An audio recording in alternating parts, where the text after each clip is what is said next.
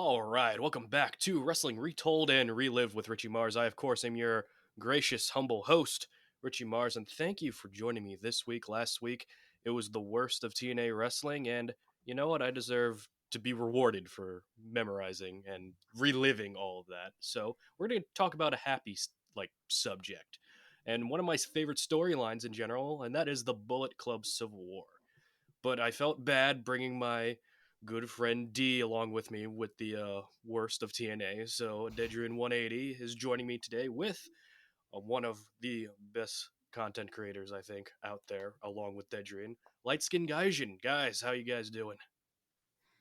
I'm doing all right, doing well. Glad to be here. Glad to be here with some familiar, friendly faces as well, talking about the one thing that we love, and that's professional wrestling. Yeah, I'm happy to talk about this subject because this rejuvenated my fandom in pro wrestling as far as being an alternative with New Japan, and then of course we'll get into it with All Elite Wrestling. So this is one of my favorite storylines of all time, Mhm. and I've been watching wrestling for a long time, but this is one of my favorite storylines. Yeah, and let's start with that because I'm not sure where to begin with the Bullet Club Civil War because the Bullet Club was already established as that faction. You know, the Prince Devitt, Finn Balor faction with Carl Anderson as the pretty much second in command. Then Finn left, and then you had, I believe Carl Anderson was the first leader, and they go back and forth if AJ was a leader. I think he was technically the ace, but then they later said he was the leader. But then now we're in the Kenny Omega leadership era because he was the top gaijin of this group. Now, comparing Kenny to the previous leaders, and Gaijin, I'll start with you here.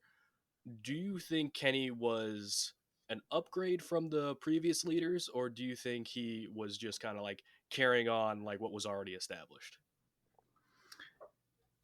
In a way, Kenny Omega was the guy that a lot of people had a lot of buzz on because of some of the things that he had been doing in other promotions. Kenny is that hot commodity, but I feel like not a whole lot of people knew just how hot Kenny was. They knew how hot he was in Japan from promotions like DDT, from promotions such as New Japan from his earlier appearances. He made appearances in PWG on the indie scene in America.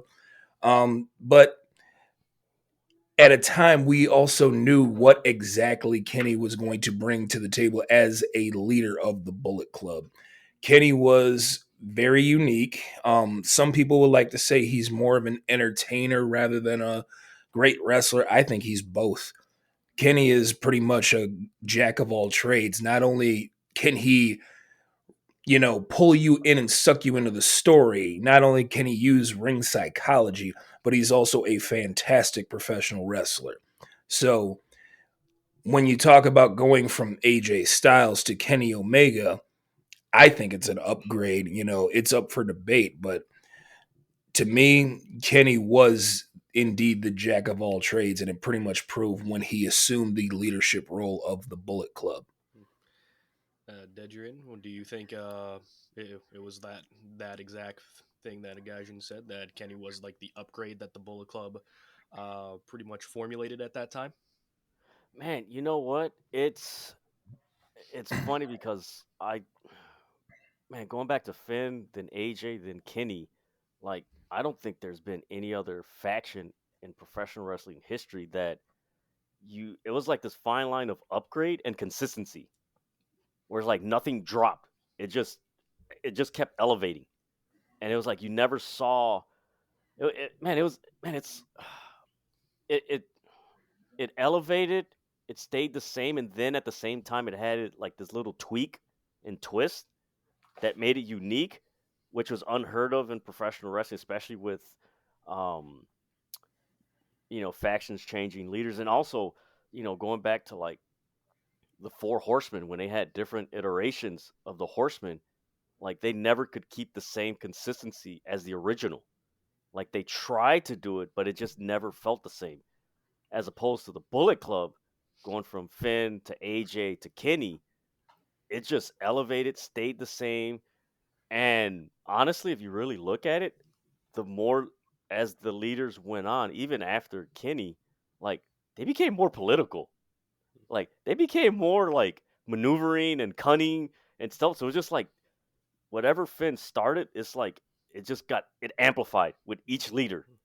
And Uh, it's just like, like it was damn, a how are we gonna stop natural, this group? yeah, it was a natural evolution to the preceding character Yeah. because during that time the Booker Gato, he was really big into like old school wrestling, Memphis wrestling, old school style, and the Bullet Club had a lot of run-ins when it concerns just like things that didn't happen in New Japan. It was usually one on one straight up, and now we have this faction, the Bullet Club, and you have these guys who are amazing wrestlers, but they're winning by nefarious means.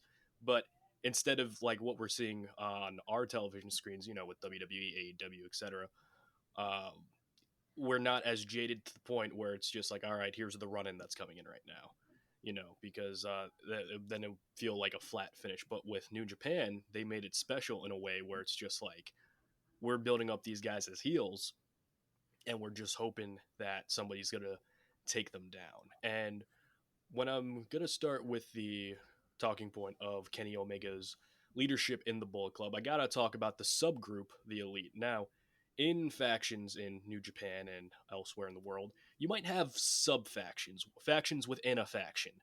And according to the Young Bucks in their book, Killing the Business, go purchase your copy right now or listen to the audiobook. They mentioned that it was an unplanned doing the pose where Kenny did the bang and the Young Bucks did the muscle pose. And D, I'm going to start with you on this one. Do you believe him by saying it was completely organic, or did you think like they're just kind of like telling the story of the legend? Knowing the Young Bucks, Kenny Omega, and every member of the Bullet Club, I think it's a little bit on the telling the legend of the story and everything. Because Bullet Club never did anything that wasn't planned. Like it wasn't. Maybe there might have been a few things, but something that detailed, like they knew what they were doing. I mean, everything they knew what they were doing. So, I mean, it's more like tongue in cheek, like, yeah, it just organically happened. Like Kenny's just right there, and we're just gonna, you know, Nick's gonna be or Matt's gonna be on the left, and vice versa on the right, and yeah, it's just gonna be this great photo op. Like, yeah, it was just so organic, and the camera's right there. Like, how could that happen? Like, okay, Matt, Nick, yeah, we get you. It was organic. Like, yeah, all right. It's like, yeah, all right, we believe you. Gaijin, did you think it was more of print the legend, not the story in that case? Like I said before, Kenny Omega is probably one of the best wrestlers to utilize ring psychology, and we have all known the greats that know how to do it, knowing what to do, what spots to do, and how to draw the audience in. So, as far as anything happen organically, I think one of the best things that Bullet Club did was pull back the curtain with their YouTube vlog series, Being the Elite, because we got to see a lot of the things that happened backstage that they did and eventually went out to do. Whenever they were at shows in New Japan, whenever they were at shows at Ring of Honor, whenever they were doing shows on the Indies in PWG, like they just went out. Of course, it was planned, but again, name me something in wrestling that isn't planned and works to that degree. Mm-hmm. So, as far as I'm concerned, I don't care if it happened organically. I don't care if it happened when they planned it out. All that matters is the execution. Mm-hmm. And the execution was perfect. I agree. The execution of just making that sub faction was phenomenal, and just like it showed that they were trying to separate themselves within an already popular bad guy faction. When you had all these top names like AJ Styles, like Luke Gallows, Carl Anderson, and just saying it's like, all right, this group's gonna be okay. We're gonna kind of take over a little bit, and that brings me to the other subgroup that was in this faction on stateside because Ring of Honor and New Japan had a working relationship, and that is Adam Cole and the Super Click with the Young Bucks. And the story was that Adam Cole was frustrated with the Bucks, tried to have him fired, but the Bucks weren't having it because Kenny Omega's the leader. Now, how did you feel about Adam Cole in this?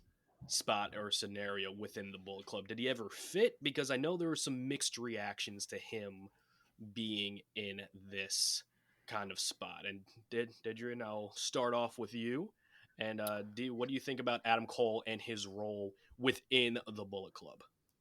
So when I came across Bullet Club, it was like right after he left. Mm. So I had to go back and watch it and everything. I was like, oh wow, this is really interesting because I first saw Adam Cole in NXT. So then going back in ROH and it's like, oh wow, it was interesting, and I kind of wish he would have stayed. Like I see why he went to NXT, but it's like, dude, you had a freaking edge about you with the Bullet Club and the Super Click and everything. And I think if he would have stayed, it would have added more to the Civil War, where instead of what you eventually had with Cody and Kenny, you would have had that triangle Mm. of three guys fighting over the um, Bullet Club leadership. Because of course, what eventually happened, GLD, they turned on those two. So you would have had like three separate factions that would have like ooh, this who's really the leader. So with him, it was interesting. I just wish they would have done it a little bit more. Like I wish he would have stayed, so it would have had a little bit more leg room to do a little bit more stuff with Like a it. good finality to Adam Cole's arc Yeah, within the Bullet Club. I can see yeah. because they killed him off and being the elite, and I think he like drank like a poison energy drink, and that's what killed him off. So I'm like, all right, Oh man, that makes me think of Kenny's. I don't care if anybody's alive or dead, and here comes the boom. So that's funny. yeah. Gaijin, what did you think about Adam Cole in the Bullet Club? Do you think he fit? Do you think he was a little out of place? What were your opinions? I think they tried so hard to make Adam Cole fit, but again, that's what happens when you have two guys with two massive egos like Kenny Omega and like Adam Cole. They're going to butt heads about who is the true leader of the faction. And I mean, we would get that later down the line with other members who tried to challenge Kenny's leadership, and we'll probably get to that in a little later. But for some reason, Adam Cole, with this working relationship with Ring of Honor and New Japan, they tried to kind of bring him over, but somehow, from what I was understanding, Adam Cole just wasn't clicking with the New Japan fans over there in Japan. So, at the time, the only reason you had to stay in the business was to work your way up so that you would get noticed by WWE or just keep grinding and keep working on the indies for the rest of your life. Adam Cole got recognized by WWE. He ends up signing that NXT contract because at the time NXT was the hot commodity, and eventually everybody wants to end up in WWE. So they did the angle where they basically wrote Adam Cole off the being the elite show in the best way that they could in Reseda in PWG, where both Adam Cole and the Young Bucks had basically made a name for themselves. And drinking the Poison Monster energy drink with that, signature pose with Adam Cole's tongue sticking out, was it corny? Yes. But at the end of the day, pro wrestling at times can be corny, but it's absolutely hilarious. I've said it multiple times. We as pro wrestling fans, we like weird specific things. And at times we just cheer some of the most outlandish and insane things. We chant and we get excited when you say his name. And I think we all know who I'm talking about when I say that. We, you know, get up and dance whenever a certain wrestler uses his one word catchphrase. There's multiple people you can think about with that. But that's just who we are as wrestling fans. So at the end of the day, um, Adam Cole, I think they tried to make fit, but Adam Cole's aura and the way he carries himself, he's not meant to be a side character. He's meant to be the main character. That's why he's always been the leader of his own faction.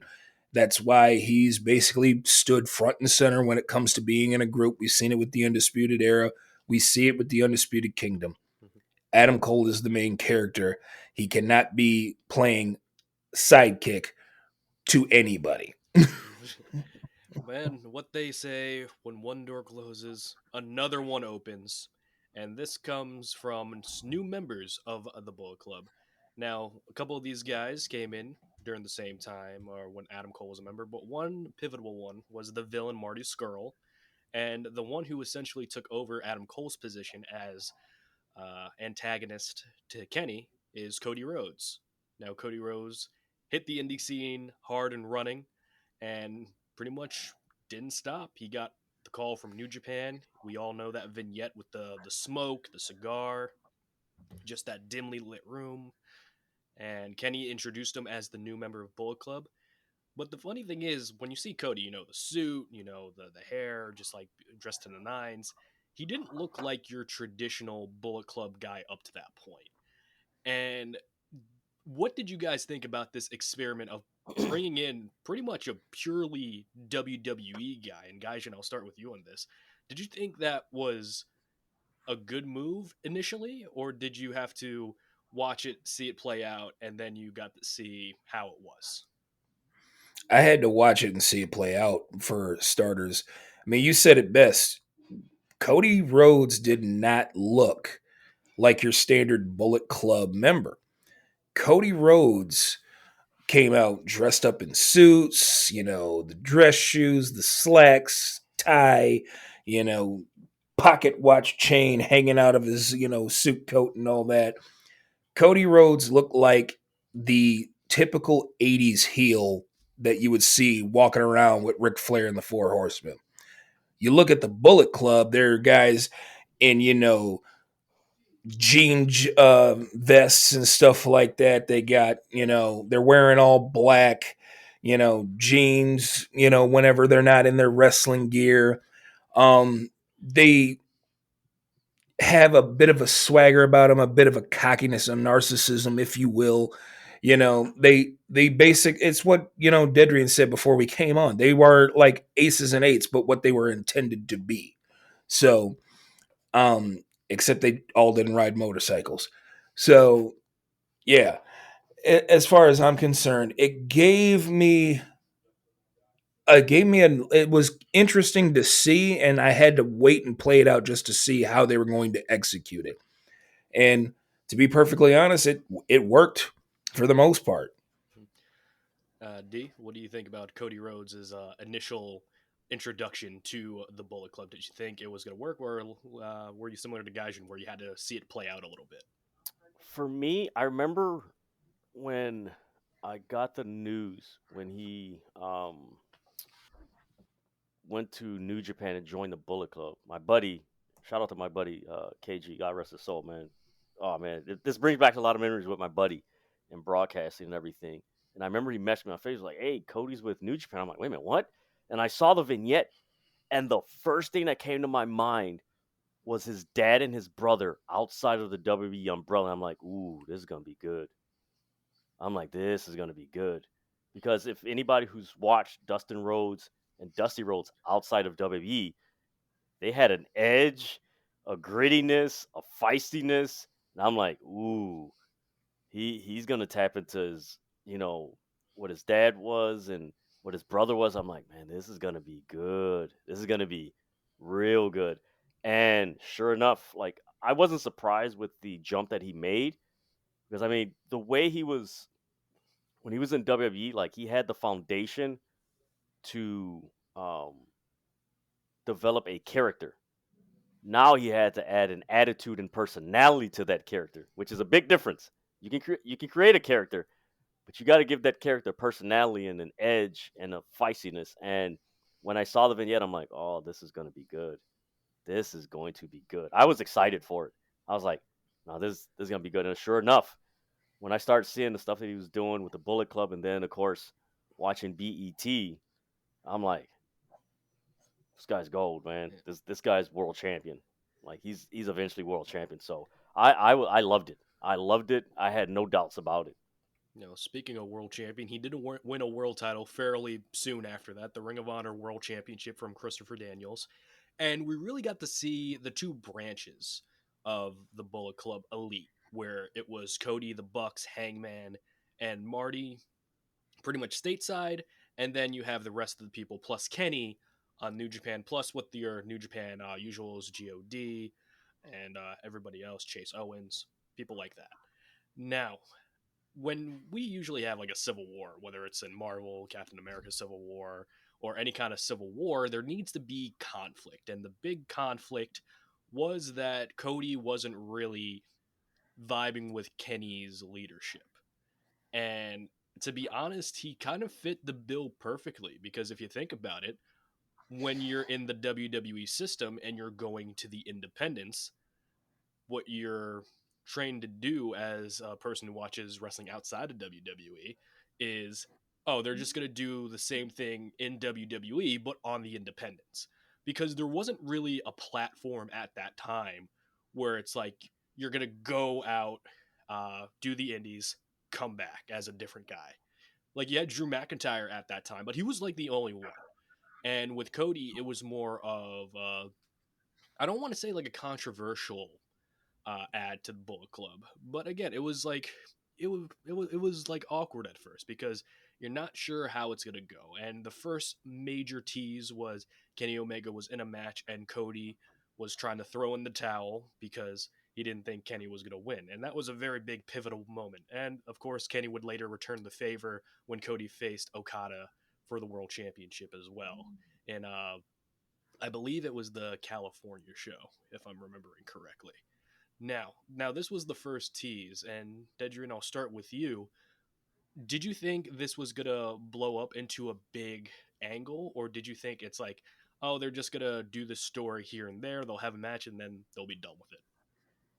I well, at that point, watching wrestling for so long, I kind of figured, and it's been like a common trope, no matter what promotion, when you have like a friction within a faction, that eventually one person overpowers another, and then they go about their way, and then the person that got kicked out, they return, and it's usually over with within a few months. I didn't expect it to be so sophisticated. Like it was very like the twists and turns and just the pivots. I'm like, man, this is good. Like this is like it just kept you interested. Like where you thought they were gonna break up, they would just be like a subtle. Well, I understand. Like wait a minute, what? And then there would be a tease on BET. Oh my God, not BTE, not the music station and everything, not Black Entertainment Television. For those of you who are listening, but but that you watch BTE and it's like wait a minute, there's a subtle tease, and then you watch the program, it's like wait a minute, okay, there. So it just kept you along, and I think honestly that whole Civil War, the early stages, not the latter part where it got really intense, but like the early stages, I think it's one of the most underrated storylines and storytelling in pro wrestling in the last 20 years. I think mostly because most wrestling fans were watching WWE, but I think overall it was one of the best storylines that has ever been told with a faction. And I think that just goes to show like you don't need the overproduction segments. You don't need, even though a lot of people like to say, oh, it's cinema. You had to sit down with Roman and Punk, which was a lot of people really enjoyed. The Roman Reigns, Cody Rhodes, Atlanta segment, really good. But like simple things like that, like during a match where it's like you could take this like 30-second portion of it and it could impact and have a dominoes fall from that. Just one instance of like trying to like throw in the towel, and then you ask questions. What, were they trying to be sincere about it, or were they just trying to like smugly distract them? So it was really interesting with that portion. And Gaijin, what do you think about the early stages of the Bullet Club Civil War? I mean, I agree with Dedrian. It was one of the best storytelling stories that we had in professional wrestling in the last 20 years. But I also want to add on this to it, because you brought up the term cinema and just the way that WWE has now been utilizing different aspects in how to tell a story. Like, for instance, during Cody's run with the WWE title, we saw a video on X of him getting jumped by Kevin Owens. We've seen them use social media. We've seen them use other aspects to help tell stories within WWE. I don't think you get that without the Bullet Club Civil War, because the Bullet Club was using Twitter, they were using YouTube to not just only tell the story of the Civil War, but to tell stories without all of the promotions that they were working for, PWG, Ring of Honor, New Japan, even small little indie shows that they would show up in. They were using those social media tools to tell the story of the Bullet Club Civil War. And again, you don't get the things that you see in WWE without that. And of course, we had precursors to wrestling related YouTube shows, like you had Z True Long Island Story with Zack Ryder. You had the JBL and Cole show, which I think really helped Cody integrate into being the elite, just because he was a major part of that show as well. But with being the elite, it was a travel vlog, which was just like everyday life, which then transformed in them making these stories that will connect the Ring of Honor independent wrestling audience to the New Japan stories as well. And it did so in a way where they had complete control of how this story was going. And I think that was the big advantage that being the elite had at that time. But with all this talk about being the elite, we're going to go to a fun portion of this. We're going to talk about our favorite being the elite bits during this time. Now, Oh there's man. one that stands the test of time, in my opinion, and that is Bernard the Business Bear. Now, for those of you who don't know, they had a bit for the longest time where it's like everyone was drug free. Everyone was drug free, and they had Barry the drug free bear, which culminated in Kenny Omega being inside the Barry costume and attacked Cody. So then Cody decides to get a new bear called Bernard the Business Bear. So it's a bear in a suit, where it obviously looks like the the costume is much lower budget than the Barry the drug free bear, and he's just all business. And he became like Cody's manager for a while, and they stopped doing a Bernard uh, segments because apparently Cody tells a story, so you can believe it. You don't need to believe it because it could be a Cody lie, as they say. The person in the Bernard costume asked for too much money, so I think that's the legend, but it's also a really funny legend that Bernard held Cody up for money. Yep, that's Bernard the Business Bear, and he would be in Now, different now I segments. got to rewatch all these. And Gaijin, I'm going to start with you. What are a couple of your favorite being the elite bits? Oh man, there's so many.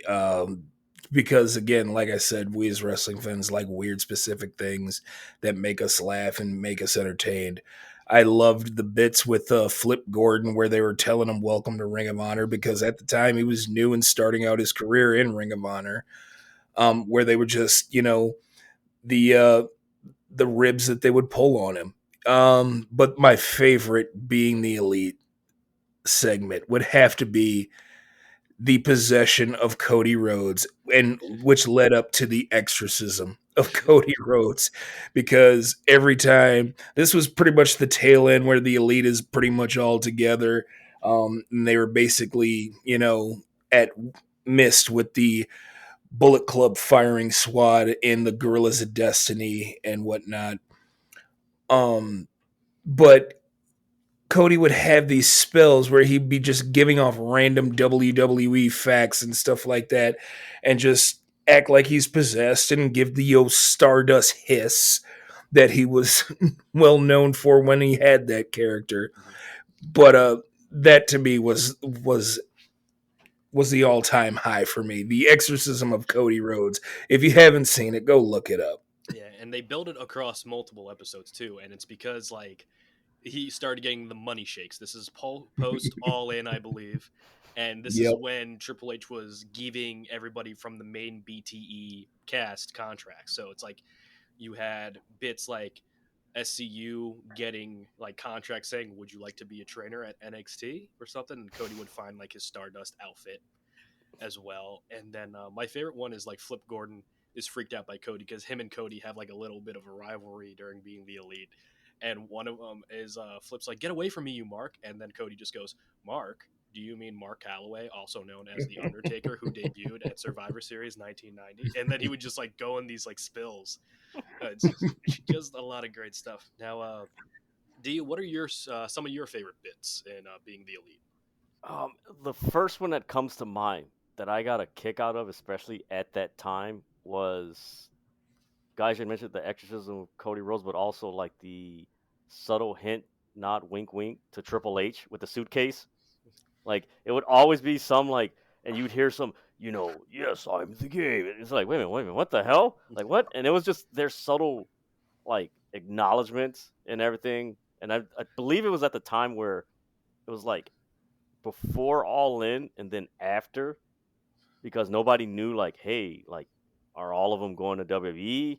Like, hey, what's going on here? So it was just that subtle nod, wink. Like, I love stuff like that where you kind of you acknowledge the rumors, but you do it in a playful, fun way, where it's like you're just having fun with it. Um, Man, the other one was during like almost the latter part of the Civil War when all the Bullet Club members would like get together and they would just have this bit like, "Oh, everything's fine. Oh, everything's fine," and then like they're just arguing. It's like, what the hell? You just have that one member just sitting off like, "I don't think everything's fine." Like you guys are arguing. Like, what the hell is this? And there's like, you get Tamatanga. I love these guys, and it's like, no, somebody's gonna turn on somebody, and eventually it happened. But those are my favorite bits and everything. I think one of the most ridiculous bits was this is when they did the Raw invasion. Oh yeah. Oh, Remember that's the one I forgot. when That one too. Yeah. they rented the van, and Cody Rhodes starts ripping off the speech from Independence Day, the Jeff Goldblum Yes. movie, and Yes. and then like Yes. the Bucks go to Brandy saying, "Is he just reciting Independence Day?" And Brandy's like, "Just let him have it," And they would later get a cease and desist, which then later translated into Hangman Page getting kidnapped and forced to watch WWE uh, programming. And don't forget the T-shirts. Yeah, Cease and desist. yeah, where it's like Not to mention FTR, how they got their name. Oh God, I forgot about that. Oh man, yeah. the And Cody's just random hatred of Flip Gordon is always like a treat too, where it's just like when it looked like he was finally like accepting him, he gives Flip a hug and he just goes, "I hope you effing die," and then he's like smiling the whole time too. And if any of you are wondering why do people want Cody Rhodes to turn heel, this is probably majority of the reason why. Yes. Just because it's like when you're heel, you can be that entertaining, and Cody was very entertaining in that role.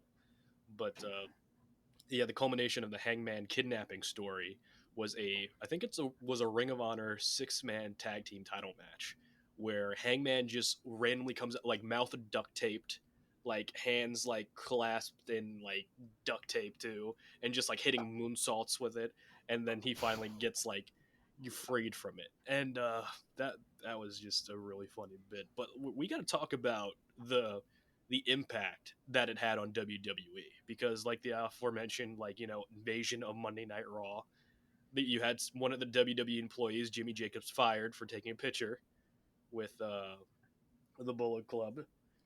And I think not a lot of people know this because during that year's WrestleMania, I believe there were just a bunch of people at Fan Access with Bullet Club shirts, and Hot Topic noticed the people from Hot Topic were there. They called WWE saying, "Hey, all these people are wearing Bullet Club shirts. Like, can we have some?" And WWE's like, "That's not our property. You probably want to talk to these guys." And they gave them like the Bucks information.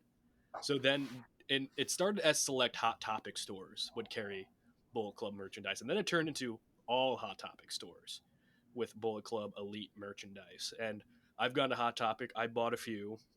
Not gonna lie, it's just a very solid design. And Dedrian, I'm gonna start with you. What makes the Bullet Club T-shirt design such a legend within the wrestling T-shirt like fandom?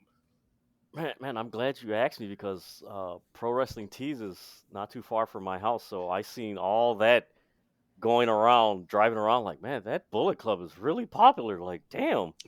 Um, but no, I think what makes it so iconic, and it's if you notice, there's a trend with the most iconic T-shirts in wrestling history. The NWO, Austin 316. You throw in DX and Bullet Club. It's a simple logo, and it always has black and white, and you could just the logo. Mhm. It's simple. It's not so artsy or anything like this. It's pretty easy, like simple to read and everything, and it's not something that's I don't want to say too wrestling. I want to say too overly fancy, if Mhm. that makes any sense. Yeah, it's like something you could Where throw it's on where it's like, hey, I'm going to the yeah. nightclub. Like, just throw on the Bullet Club shirt. Oh, trust me, Yeah. this like I mentioned before we started this, like I remember going to man, a lot of hot spots. This is 2018, 2019 in the River North area in Chicago, which is downtown. Like a lot of prominent night spots. And you had DJs that were headlining Bullet Club t-shirts. You had people walking in um getting ordering sections and buying bottles. Bullet Club t-shirts. I'm like, wait a minute, what the hell? It's like, hey, I guess I'm home. I guess they're wrestling fans. All right, cool. And that actually, with that T-shirt, the Bullet Club T-shirt actually opened up like fandom of people talking about wrestling in places that you normally wouldn't talk about for at least, let's see, that was 2018, almost like 20 years since the Attitude Era, where you could be at a supermarket or something and start talking about wrestling because you saw the T-shirt and everything. Yeah, it was like really this underground swell of support for Bullet Club and the Elite because I don't think we mentioned this, but Being the Elite would air on Mondays, usually at noon, I Oh, I believe. missed that. And and it's like it was a perfect like appetizer because it's like what show comes after with that on Mondays. But it was just like again, it was an easy watch, about 12-15 minutes. Has the bits that we aforementioned, and then just like a good easy watch. So it's like you can get like the storylines, what everyone's doing. Like I think like Hangman like murders someone, and they frame Stephen Amell, which was funny because Cody's good friends with Stephen Amell, and just like all this ridiculous stuff where it's like they had different things like guys you mentioned the FTR stuff, where it's like that's essentially how they got their name, like FTR, and then they tried to trademark what it stands for, and there was already a team that already had that, so that wasn't going to work. So they just left it with the letters. But Gaijin, what about you? What makes the Bullet Club logo and T-shirt just like iconic in the wrestling fandom? I mean, the, Dedrian pretty much said it. You know, you think of the NWO, you think of DX, you think of Austin 316. A lot of those shirts help us wrestling fans express our fandom, you know. And the fact that this was a t-shirt that originated outside of America and got fans to basically express their fandom and be like, hey, we know who these guys are. You should check them out. And, you know, like Dedria said, I was one of those dudes who would be walking around in a bar and in the nightclub with a Bullet Club t-shirt on, you know, and I would be asked, you know, from non-wrestling fans, what's Bullet Club? I wasn't ashamed to tell them. I'm like, hey, it's this wrestling group from a promotion known as New Japan Pro Wrestling. That's where it got started, and they have taken it worldwide, you know. Um, they were the hottest group, not just in New Japan, but around the world because of those working relationships that New Japan had with all of these different promotions, with Ring of Honor, with Rev Pro, with CMLL. You know, it was just gaining so much traction with fans all around the world that all of a sudden they started out as a heel faction, but it became cool, like what we do here in America, to make the heels the most popular characters within pro wrestling. I mean, we've done it with, you know, MJF, we've done it with Roman, Stone Cold started out as a heel, but eventually became an anti hero babyface. So, you know, the t shirts to me were just a really great way to express the fandom and show just how big the group was around the world. And I think another important thing about Bullet Club that was important was the hand gestures. The past, like two sweets, they would do Yep. the suckets, and I think it hit a point in time where WWE they were trying to move forward, but now it's like the wrestling fans that are who watched during the Attitude Era were growing up, and then they started having access to the internet, and that causes like, oh hey, these guys are doing the same things I watched as when I was a kid. So you had all of that, and that was another layer involved because the New Japan style and Ring of Honor style are very different from the WWE style. And I feel like a lot of people have been conditioned to be trained like WWE is the baseline of what you have to watch for when it's professional wrestling. And with this Bullet Club Civil War, and especially with YouTube, and I think like they hit 100,000 subscribers on YouTube too. So essentially, they were being YouTubers as well as professional wrestlers on ROH and New Japan.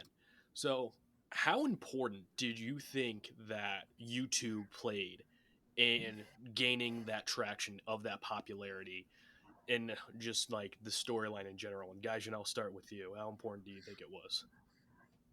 I think, like I had mentioned earlier, it was important because a lot of the things that they did with that YouTube show we see are being done with other wrestling promotions where they're utilizing YouTube, where they'll send out exclusive videos on YouTube and stuff like that, and then incorporate it within a storyline by showing it on the TV show, the following week. Or they'll, use Twitter, X, whatever you want to call it. Um, it's just been, I've said it on multiple occasions. Pro wrestling has evolved to the point where we don't need to just access it with cable television. We have the internet. We have so many different apps, like the old saying goes, there's an app for that. You want to witness pro wrestling? There's an app for that. It's called Triller. It's called Honor Club. It's called Max, whatever you want to call it. Peacock, the WWE network when it first came out. I was completely ecstatic when that first dropped. I signed up the very first day, like right at 9 o'clock Central Time when they first started opening. So I did it at work. But yeah, I feel like it played a huge role into not just the success of the series, but in the success of everybody that was involved, from the Bucks to Omega to Hangman to Marty Skrull, even Adam Cole when he was featured up on it and such. Everybody who was involved and had a part or had a role in that show helped elevate their careers to another level. Dedrin, same thing. How important was the YouTube? The YouTube. I sound like like an old man. Are you watching that on the YouTube again? I know the was it, what did the guy say in oh man, Step Up Revolution, the YouTubes, the The YouTubes. He, YouTubes. he said plural. Yeah. Man, I think um what it what YouTube and just the exposure and everything. I think what helped it the Bullet Club their popularity with the BTE. Um, I noticed once it was Kevin Nash and Scott Hall. Of course, Scott Hall's son was in the Bullet Club, Hmm. but they started doing interviews, and Scott Hall and Kevin Nash started giving their blessing. Hmm. Like, hey, you're doing our logo, cool. And I believe Scott Demore mentioned that New Japan was trying to set up something where Hall, Nash, maybe Hogan, but I know it was Hall and Nash would appear in New Japan, and it was going to be like a passing of the torch, Mm. where it's like, hey, they're kind of like the not the younger version, but like the modern day NWO, like the old heads giving the new heads, hey, you got our blessing to be revolutionary and stuff like that. And I noticed when that news started breaking, that's when their popularity just soared, and like everything on YouTube just soared. Of course, those interviews with Kevin Nash and Scott Hall praising Bullet Club was on YouTube. So therefore, if you're on YouTube watching Scott Hall and Kevin Nash, wait a minute, what's this Bullet Club? Wait a minute, BTE, what?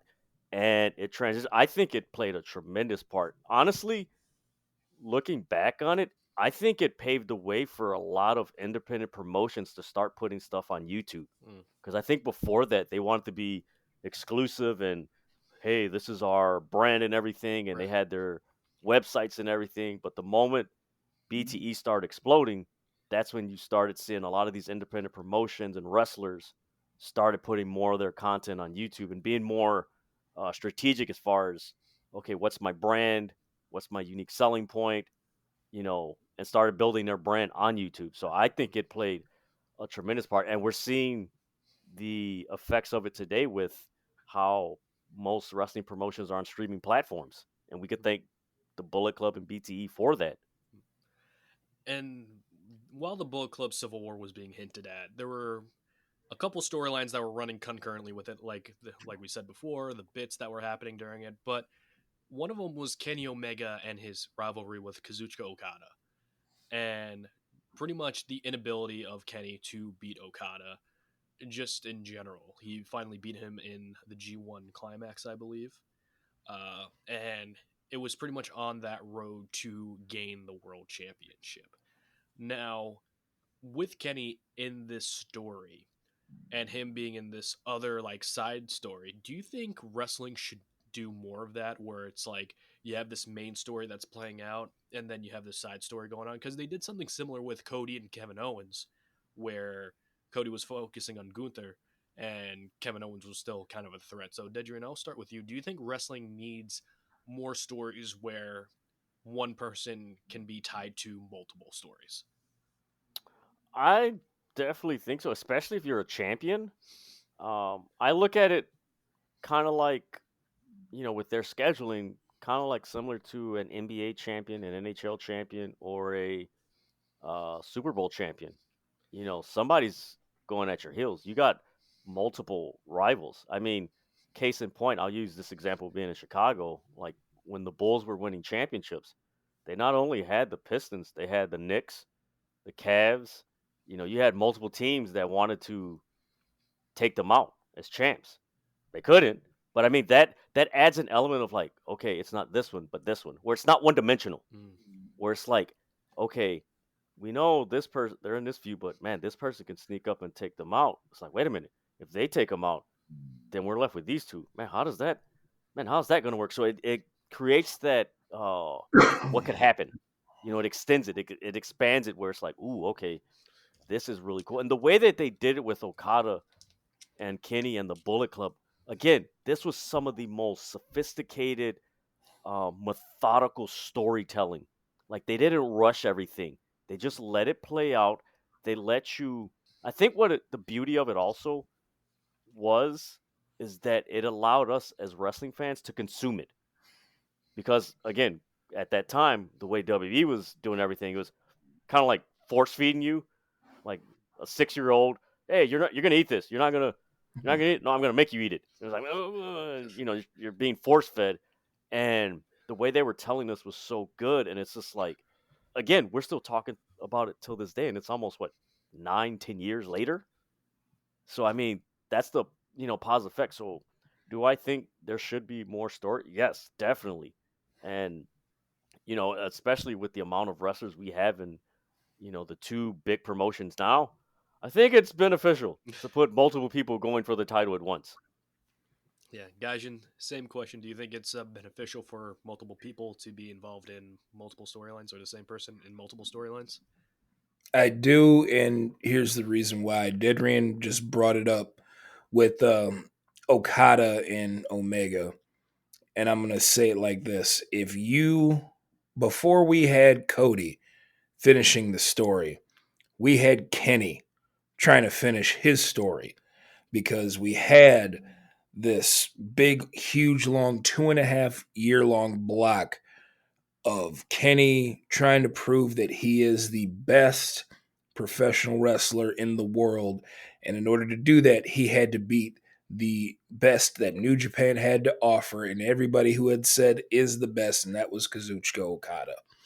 So, you know, I think there's different ways in telling a story that works. And for New Japan, the way that they did it with Kenny and Kazuchika Okada, it worked.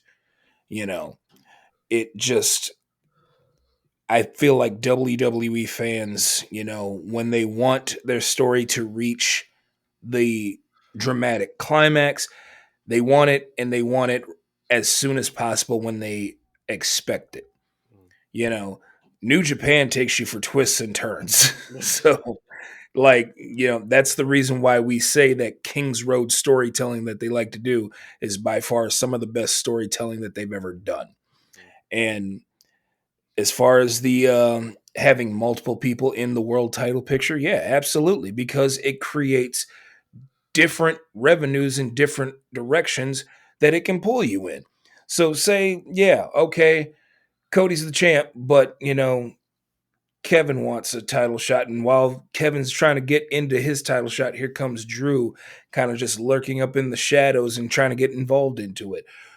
So he decides to go off and do what we talked about earlier, using social media, using YouTube, using Twitter to kind of like feed that he's going to be the next in line eventually. And then you have, probably main event Jey Uso yeeting on top of like bar countertops and stuff like that. So, as far as I'm concerned, I like the idea of multiple title contenders all at once. This is a total sidebar. Did you guys see, like, in 2K25 they released Jey Uso's entrance from the crowd? Yes, I and did it's see that. literally Yes. it's not this. It's literally they're bending over, going like this. Yeah. In that defense, I'm not sure, like, trying to, like, render the crowd is, like, the top priority. Personally, I would have liked it if it was like the shut your mouth crowd, where it's like everyone's like a cardboard cutout Yeah, and just like trying to go like that. Or it's like there's a cheat code you could do in Simpsons Road Rage, where it's like LRAB, press all that, and then everyone just becomes like a static portrait, which is amazing. man, I missed that game. Man, that game was funny. Oh, I love that game. Like that game, and I've been on like a big like Mario Superstar Baseball kick. Ah, Yeah, like just I miss those classic games. games. And speaking of games, let's go back to Kenny Omega, because he's the king of video games, and his newest theme was composed by, it was the Final Fantasy VII composer, I believe, which I I think I believe think is so. so. which I think is pretty dope. But let's get into the nitty and gritty of the story. We kind of built it up of Kenny not really trusting Cody, Cody wanting to have leadership but doing nefarious things like switching the monster energy, the poisonous monster energy drink from like Tamatanga, so he doesn't drink it, he just drinks the regular one. And that was a plot point for a little bit. So it made you think that, oh, Cody's on the God side of things. He's not on the elite side, he's on the God side. And it later became kind of like Cody assuming the leadership position. How we get there is Kenny Omega becomes, I believe, the first IWGP US champion, and he loses it to Jay White. Ironically, neither of them are from the United States. But then you have Hangman Page, doing the thing where it's like you get beat and you get your next challenger. That's just a New Japan thing to do things. And Kenny kind of shoves Hangman Page out of the way and just hands Jay White the belt. And then Cody gets frustrated because he's like taking over Hangman Page's moment. And being the elite, they built up Cody and Hangman as best friends, which I felt like they could have done a better job establishing. They were just like you would see them like just traveling from town to town, and I think they kind of dropped the ball, but that's a different discussion. So then you had the Young Bucks trying to calm down Kenny, and Kenny pushes Matt, and in Canonical Universe, they're best friends. And then the Young Bucks leave, and then Cody starts apologizing, and he's like, "I'm sorry you lost the match," and then holds the ropes open for Kenny, and then bing bada boom, crossroads, and Cody does this evil maniacal laugh, and then yeah he did like the Booker T5 time when he did that too, and then like he showed signs of Stardust even though they're two completely different people. And then we saw on Being the Elite backstage Cody saying it wasn't his place, and he said the famous phrase "Bullet Club is fine," which is now in pro wrestling lexicon, where anybody is showing dissension between the members or the team, it's blank is fine. So, little fun trivia of where that came from. So, Gaijin, if without further ado, would you be able to tell us your reaction on how the story played out, the story beats you really enjoyed, and just the build up on how we got to that entire first act, I will say, of the Bullet Club Civil War? Yeah, when they know, they do a really good job of pulling you in. The whole Kenny losing the IWGP United States title, and of course, as always, when it comes to not just New Japan but Japanese wrestling as a whole, you win a championship or you successfully defend a championship. The next person up is always the next to announce, "Hey, I got next." Kenny decided to interrupt that, which is taboo to do, and just hands the belt and like, look, let's go. It's his moment. We don't need to ruin it. Um, and then having Cody just go ahead and basically show, in a way, be defiant to the leader, and this is a group that has had multiple different leaders with AJ Styles, with Carl Anderson, with Prince Devitt.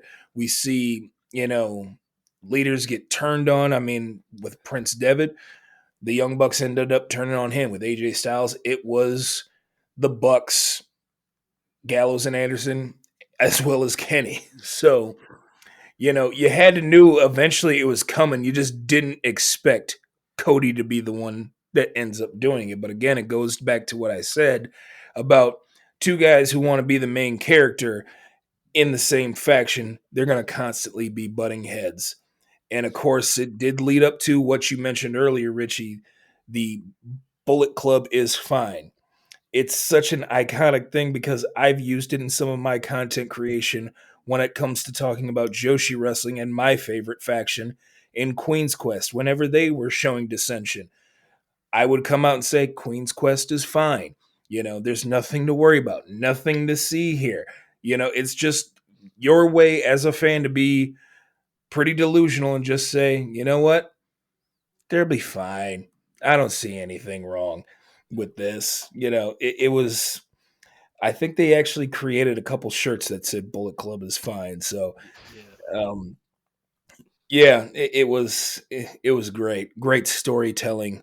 Um, Again, some of the best that I have seen in pro wrestling in my now 40-year lifetime of watching pro wrestling. Mm. And Dedrian, what do you think about this end of Act One storyline of the Bullet Club Civil War?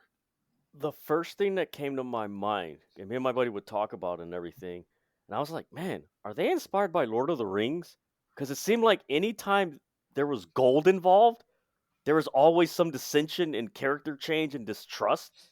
And the further they got away from the gold, they were fine. I'm like, man, this is like some Lord of the Rings stuff. And I'm like, I kind of like this. This actually makes a valid point. And it was just that dynamic and storytelling, like you mentioned, like, the like Kenny having his focus on Okada and then the whole Cody thing. And then it was like Cody, his focus on Kenny Omega and then his other feuds. And then Hangman Page, oh, I have this with Kenny Omega and or best friends with Cody and then Kenny and the Bucks and then whoever else he was feuding with and then GLD. Like it was just like a chain of command or I should say chain of command, but like a depth of that storytelling. And it just the deeper you went, the more complex and branches came out of that storyline. I just loved it because it was so cool. And I think one of the major reasons why I liked it so much because it it kind of brought back this old school element of the championships are important Mm. because all the main reason why they were this had this ascension was because they wanted the gold and it's like well that's why you get into wrestling, that's why you wrestle, you want to be a champion. Mhm. And it's like no, I'm not going to be champion, you're going to be champion. And I think that was the cool thing about the story is that they had an outline of basic typical pro wrestling tropes that we've seen, up until that point, we've seen 20, 30 years and stuff like that. And of course, as wrestling fans, you watch, it's like, okay, they're going to do this, they're going to do that. You kind of get the pacing and the rhythms and everything, but then they would just throw a little tweak. It's like, ooh, wait a minute. I wasn't expecting that. Like, you were expecting them to go right. They went left. Like, ooh.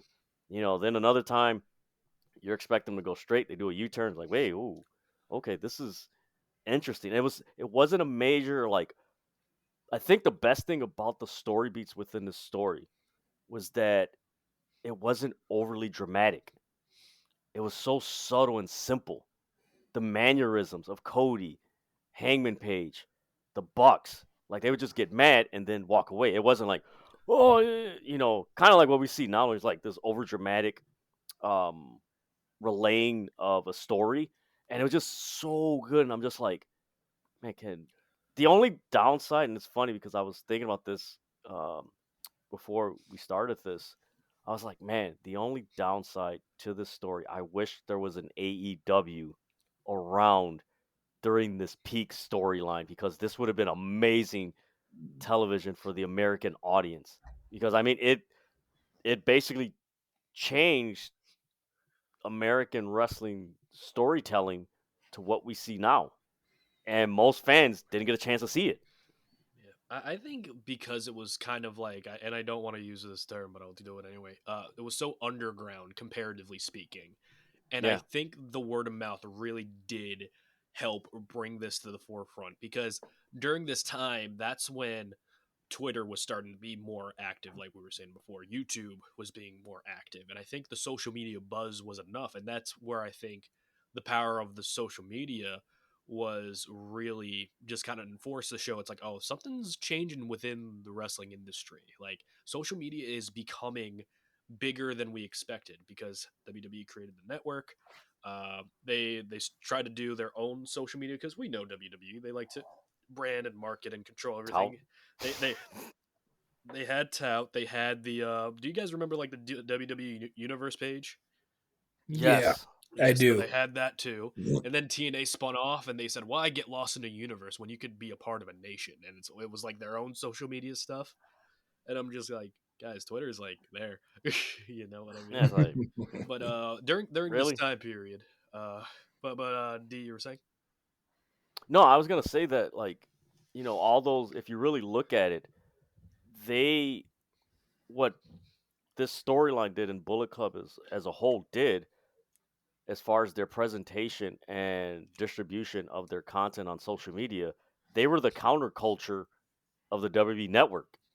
Mm, Like whatever you weren't satisfied with in the WWE network, and actually a lot of the I can tell there was a lot of stuff that people would complain about the WWE network.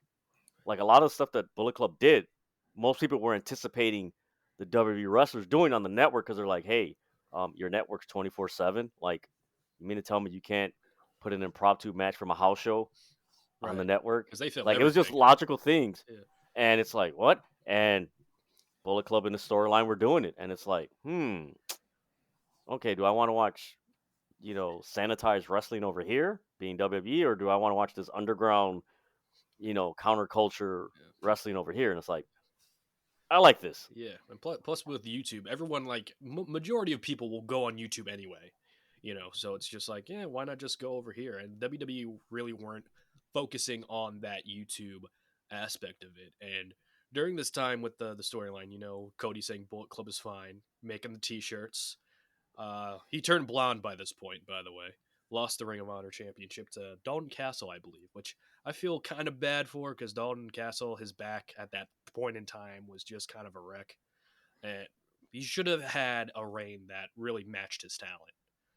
But with all that, we have Cody trying to assume control of the Bullet Club because they're back in the U.S.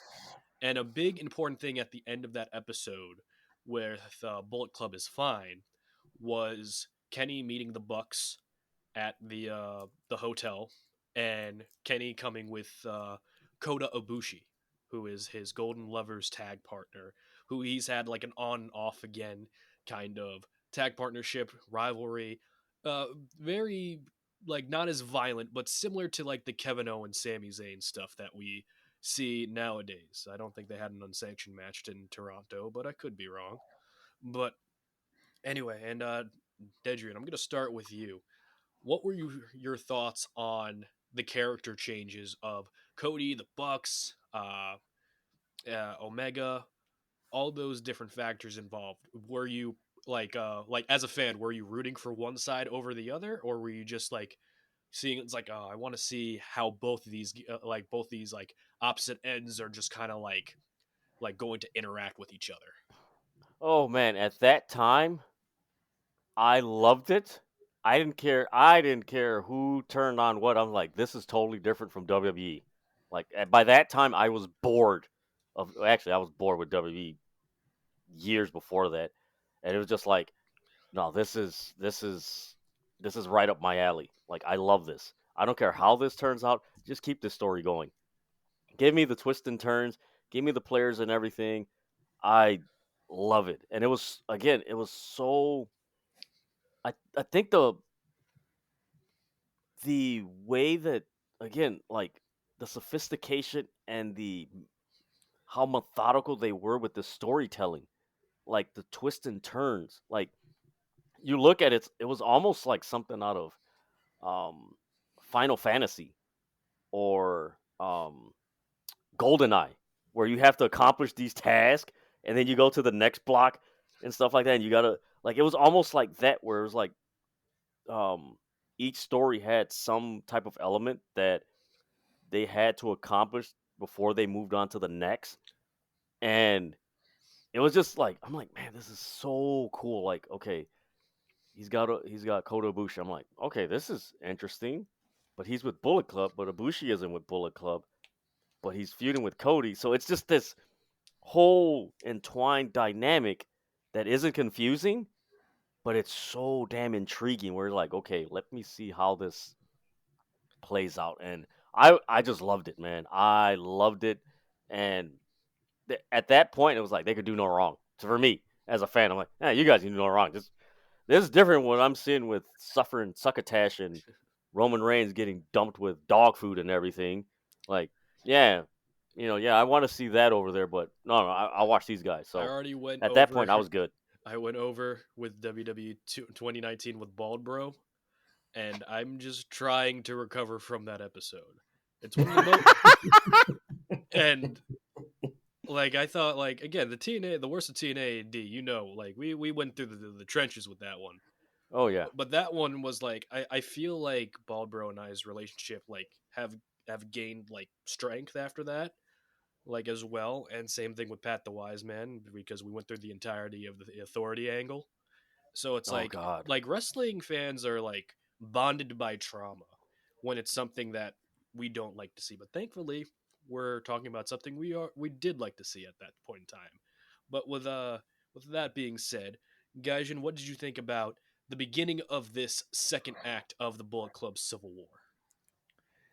Uh, Dedrian put it best when he was talking about WWE getting boring, and with that, I'll compare it to this analogy.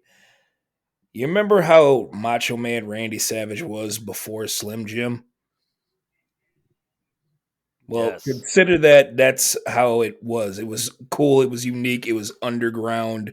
You know, um, pretty much Macho Man as he got the became the spokesman for Slim Jim. That's pretty much what WWE was at that moment in time while this was going on. So it made you want to tune in, and you really didn't care who was coming out on top. There was no rooting for somebody.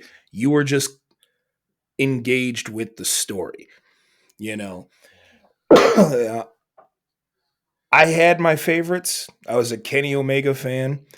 Um, One of the things I really truly liked is that a lot of times back in that moment in time when they started to introduce certain people like a Kota Ibushi, it made certain wrestling fans do their homework. It made me do my homework because that's how I learned that Kota Ibushi and Kenny Omega were the Golden Lovers, were a team that started out in DDT and eventually became the IWGP Junior Heavyweight Tag Team Champions.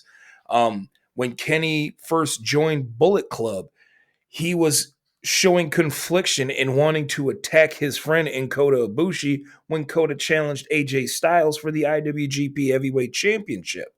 So you eventually learn so much from going back and reading up on this history from when they introduced Kota Ibushi into the storyline. But, like I said, it was basically Macho Man Randy Savage before the Slim Jim commercials, you know. When somebody would walk up to you, be like, I like the Slim Jim, in the words of Dan Soder. It's way better than that. It's better when he's jacked up on snow and talking about old song lyrics. I don't want to see him shill dried beef. You know, I just want him to start pulling creamers out of nowhere, and that's what this Bullet Club Civil War storyline was. They were pulling creamers out of nowhere. They were great at Uncle Magic. I do have a slight nitpick with the WWE Slim Jim ads because they have one with LA Knight and Jey Uso. You have a Uso whose twin name is Jim. It was right there. Like the opportunity was there. You have You LA. just, You have LA Knights and Jey Uso, and Big Jim is just right there. Like, yeah, it could have been me. I mean, my name's in the product, Jim. that you have your next topic Oh, as what? far as it's right there. Like literally, that should be the title of your next podcast. Like, It's yeah. right there. Things that WB had right there that they just. Yeah, I have a list off the top of my head. I counted it at 28, so we'll see what happens with that. Shout out to Thomas. Yeah, Shout out to Thomas. Shout out to Thomas. I hope he's listening. We would love Thomas. He's a good guy. But Oh man, that's anyway, funny. here comes like jokingly a serious debate within this Bullet Club Civil War storyline. And it is the topic of if Cody Rhodes is considered a leader of Bullet Club, because there are a lot of Bullet Club purists, some New Japan purists, who don't view that. But at the ROH branch, people seem to think that Cody Rhodes was the leader at that time. So, Gaijin, what do you have to say about Cody Rhodes and him being a leader of Bullet Club? Do you believe it, or do you think it's not true? I go with it being not true, but in the way you kind of needed that confliction from the different promotions. Like, yes, we know Kenny Omega is the leader of Bullet Club when it comes to New Japan, but in Ring of Honor, here's Cody.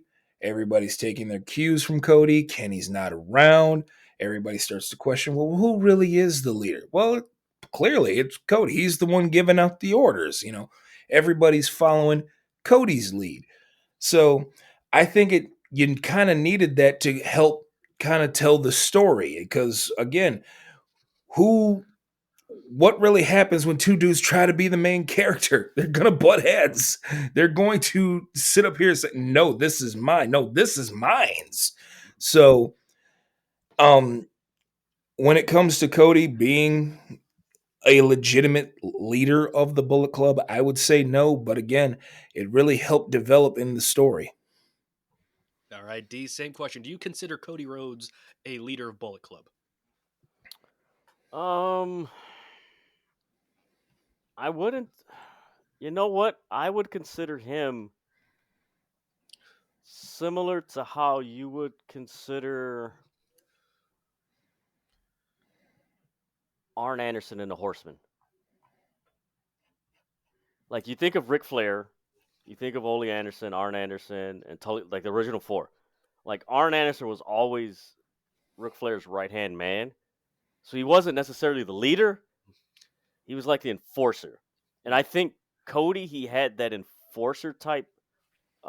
If you look at it, he was like the enforcer, Mhm. but like he was enforcing his own rules and everything, and Right, like yeah. direction and everything. And I think what made it so cool looking back on it, but at that time, you didn't see it, was that Kenny was under contract with New Japan.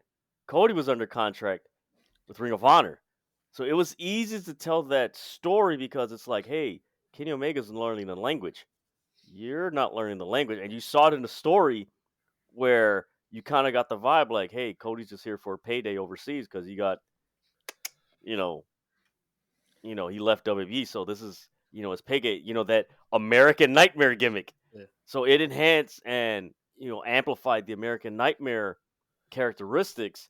So, for the top tier guys in Bullet Club, they're like, okay, wait a minute, he's sending like, wait a minute, what's like Tama Tonga and the rest of the guys like, wait a minute, this guy's saying he's the leader, but yo, this dude Kenny's the guy. And then of course the guys at Ring of Honor, no, Cody's the leader. Yeah. Kenny's not here all the time, but Cody's running ship. So I mean, it's just another man, such simplicity, but like methodical and sophisticated execution, which is so damn good. So I mean, I don't consider him a leader, but I do consider him like the enforcer Yeah, like of he Bullet Club. like he was like always like second in command, looking for Yeah, that top position. I yeah. view it kind of like David Otunga and the Nexus, and then it was just kind of like, oh no, Punk from I Love New York too. Oh God, I'm so Yeah. scared. It's like, One of my guilty do you have pleasure a reality shows, by the show? way. Yeah. He should have been on I Love Money, but that being said, we're still like building up to the first meetup between Cody Rhodes and Kenny Omega, and that's Supercard of Honor WrestleMania weekend, and it was a very hyped match. You could say it was the most hyped match just because of the build and just because of the steam that Being the Elite was having at that time as well. And I believe Cody Rhodes, he had like a golden eye patch like that came out too. So he was like dressed in like he was like I don't want to say like Homelander esque because I feel like that's overused, but he was like general esque with Bernard the Business Bear, one of my favorites. And again, the buildup was Cody was trying to take over the Bullet Club. Kenny was Barry the drug free bear and attacked Cody. And then even in Being the Elite, they kind of teased that Barry was Kenny with interactions with the Young Bucks, which I thought were pretty funny.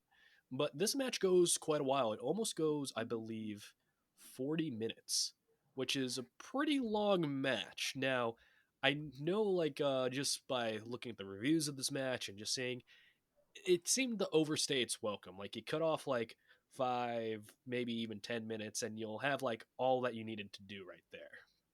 And they even filmed a segment where they were having a locker room pull apart with the Bucks in the middle and Kenny calling Cody the 3-star savior. So that followed him a lot over this next couple of bouts in just like his career, and I think he's had like something like 4 or 5 5-star matches since then. So he broke the curse, but at this time period, he was still the 3-star savior. Now, D, I'm going to start with you. What did you think about this match in particular? Um, I loved it because it was just again Cody Rhodes at that time. You just saw he was already shedding the WWE persona. Mhm. Like when he first joined Bullet Club, it was like, he's still, you know, WWE guy. And of course, at that time, we going back to the TNA thing, you Right. kind of wrestling fans in America had that preconceived notion of, oh, TNA, that's how I do it. And he was just shedding that whole thing away. And by that time, it was just like, oh, okay, he's getting up there. I loved it. I loved it. As far as like the Bullet Club angle and everything, man, I'm like, okay, this is it just added more. It was crazy because it was like you were expecting them to just completely dissolve, but it never came to that. It was just like it got to that point and then like, oh, just go your separate ways. And I kudos to New Japan. They always emphasize that it was in a competitive manner. Mm.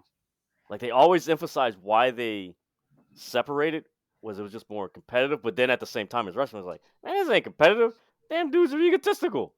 Like they want this guy wants him out. This guy like nah, but it was just the way they, you know, encapsulated everything. It was just like, ooh man, okay.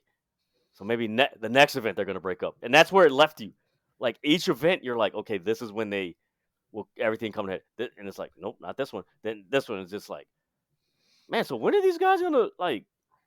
Where is this a swerve? Yeah. After a while, you're like, okay, is this a swerve or is this like? And man, when you're left like that, like it's so good because you're still um invested in the story because you just want to know, hey, when is this? How's this gonna conclude? Where is it gonna go? And that's how I felt.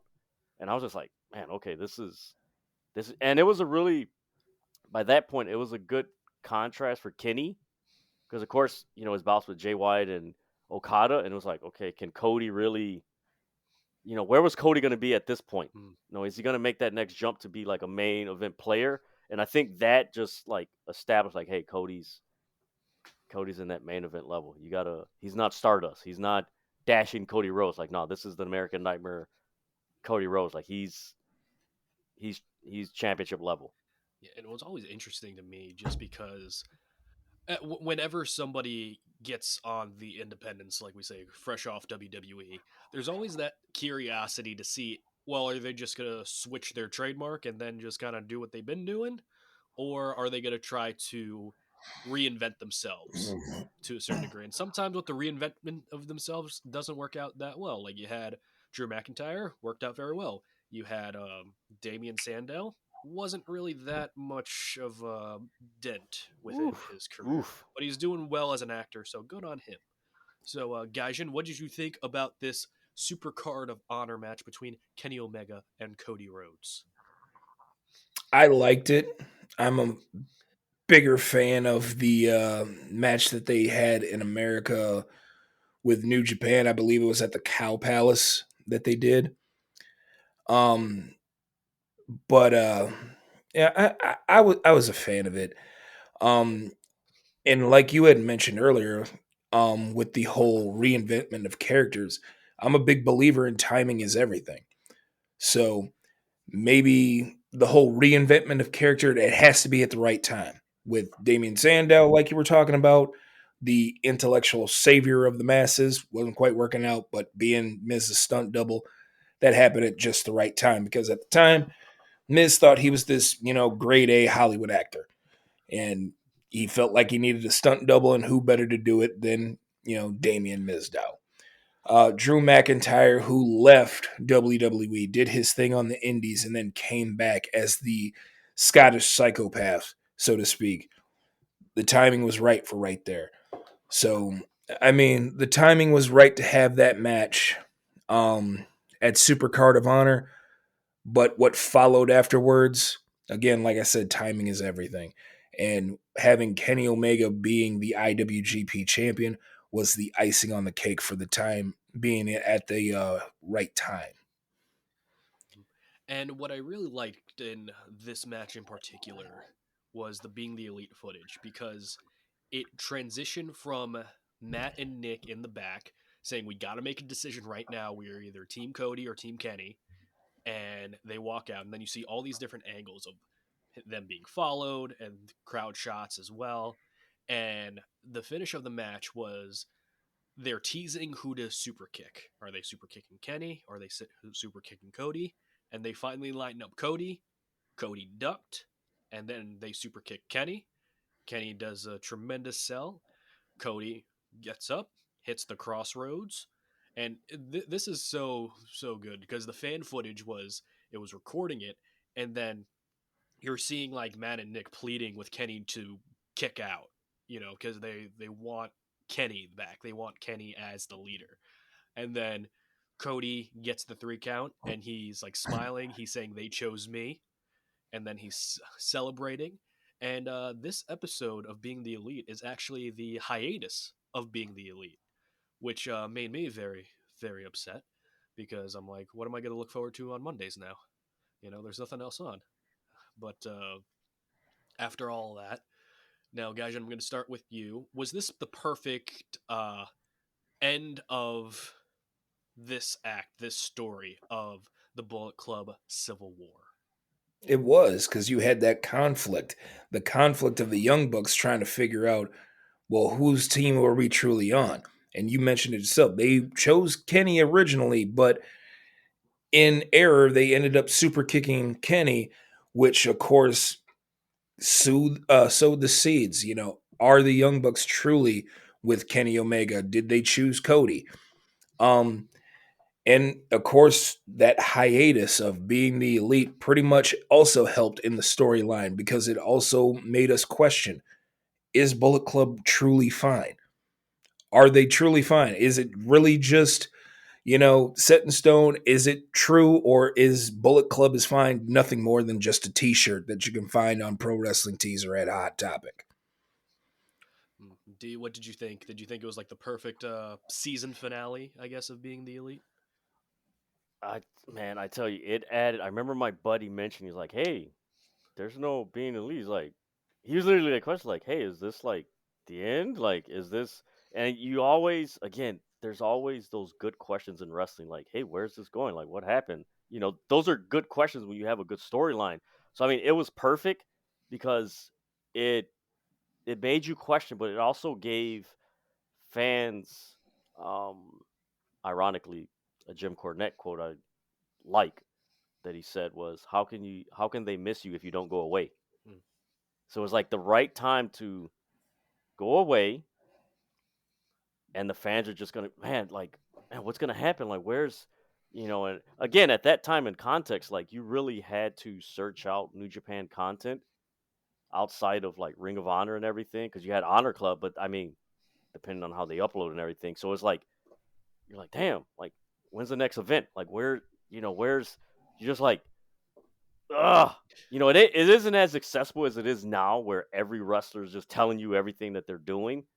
Back then they would let you know a little bit, but then they would just keep it to the vest, and the promotion would do the same thing. So it's just like, you're like, man, where is this gonna, like, man, where, almost like an, I don't want to say an addict, but you're just like going crazy, like, where the hell is it gonna go? So man, when you can, at that time, when you can get that reaction from your fan base, mind you, at that time in WWE, we weren't getting you weren't getting that reaction with a lot of their storylines. Yeah. So with that, you know, getting that reaction from the fans is just like, ooh, this is again another. Okay, I need to see where this goes. Like, when they come back, let's go. Let me see how this plays out. And I mean, it's just perfect storytelling. Perfect storytelling. Yeah, and especially during that time, you had a bunch of, like you said, a lot of questions, not enough answers, but they left enough questions where it's like, I'm curious to see what happens next. But they also answered a little bit in just being like, okay, I can see, like, I'm satisfied if we take a little break for now, because all that was very overstimulating for some. I believe that was episode 100 of Being the Elite too. So it just kind of made sense to just have a little break right there. And I do like they did have a little tease for like the next season of Being the Elite. Like they're all like in a conference room with a whiteboard, and Flip Gordon's like, "Yeah, I've been noticing I don't have many lines in the past episode," and Cody just goes, "Flip, I love you, but my character hates your guts." And then like Flip is just like all sad. Uh, but yeah, it was like really cool build up during this whole entire thing, and it was definitely the end of phase one, if you will, with everything within the Bullet Club Civil War. And a lot of things do happen within that story telling within that break. I believe this might have happened before, but the Young Bucks go to the heavyweight division of the tag team titles, where they're directly challenging Kenny and Goda, and I believe that leads into what we just talked about. But another thing is we're getting the not the final match, but the final like edge of Kenny's story of achieving the IWGP Championship. Now, guys, I'm going to start with you. How big of a moment was Kenny winning the IWGP Championship? Because a lot of Gaijin superstars don't really get that honor. New Japan has to fully be behind you in order to put that belt on you and run with it with you. Um, Kenny Omega was not only just popular with, you know, fans of who Bullet Club was around the world. He was very popular in Japan, and I think it all goes to attest on how he was perceived. He was a guy who came in there, a foreigner, who took the time to learn the language, teach himself the language, and endure himself amongst the Japanese people, and they saw that as a sign of respect. I mean, you guys know me. I work in an airport, and at times when I work the international checkpoint, we get a flight from Tokyo that comes in every now and then. And I try to do my best to, make them feel as comfortable as possible with little Japanese that I know. So it's very comforting for them to actually see somebody who they didn't expect take the time to go out and learn their language and learn their customs and actually show them respect. So in a way, they're going to give Kenny the exact same respect back to him when they decide, hey, we're going to go ahead and put the belt on you. And that's exactly what had happened. It was pretty much a sign of respect to say, hey, we believe in you. This is a reward for all of your hard work and dedication to us. And just to describe the loyalty, like you were saying, Gaijin, about Kenny and the Japanese audience, I believe it was Russell Dynasty, right? This year, where it Mm-hmm. was Kenny versus Gabe Kidd, and the crowd was booing Kenny, and because they took Kenny leaving personally. That's the thing about the Japanese fans; they are very loyal, and if you show that loyalty, you will be beloved. But if you do something that like makes you like just makes them, in their opinion, like lose all trust in you, they're gonna let you know it, and that's pretty much what happened with Kenny, And it, will he get that uh, loyalty back? Potentially, but it's gonna take some time. Some. It's gonna take a lot of work, for lack of a better phrase. But D, I'm gonna switch it off to you. What do you think about Kenny Omega winning the IWGP Championship during this kind of interlude in the story of the Bullet Club Civil War? I liked it. Beyond that, I loved it. I think what it did for him and the storyline, like before that, like it was already a great storyline, but I believe that's what established the Bullet Club as like up there with like DX and the NWO, where you had this champion who's had all these great matches, but like this personality, and now he's the champion. Where it's just like this journey of evolution. No pun intended. But it was just like, okay, this guy's here, and I think what helped him was that AJ Styles was the champion before him, so it helped more on the American side. That hey, he had AJ Styles, who at that time, if you really think about it, AJ Styles was the Kenny Omega of American wrestling. So for all these years, like, oh man, AJ Styles, amazing TNA wrestler, this, and when AJ left and everything, I believe when Kenny became champion, I remember at that time the perception like Kenny Omega, like you just kept on hearing his name even more. Kenny Omega, Kenny. It's like, man, and close to my friends like, who's Kenny? And I'm like, man, you need to watch his damn matches with Okada. Like that was the thing. Watch his matches with Okada.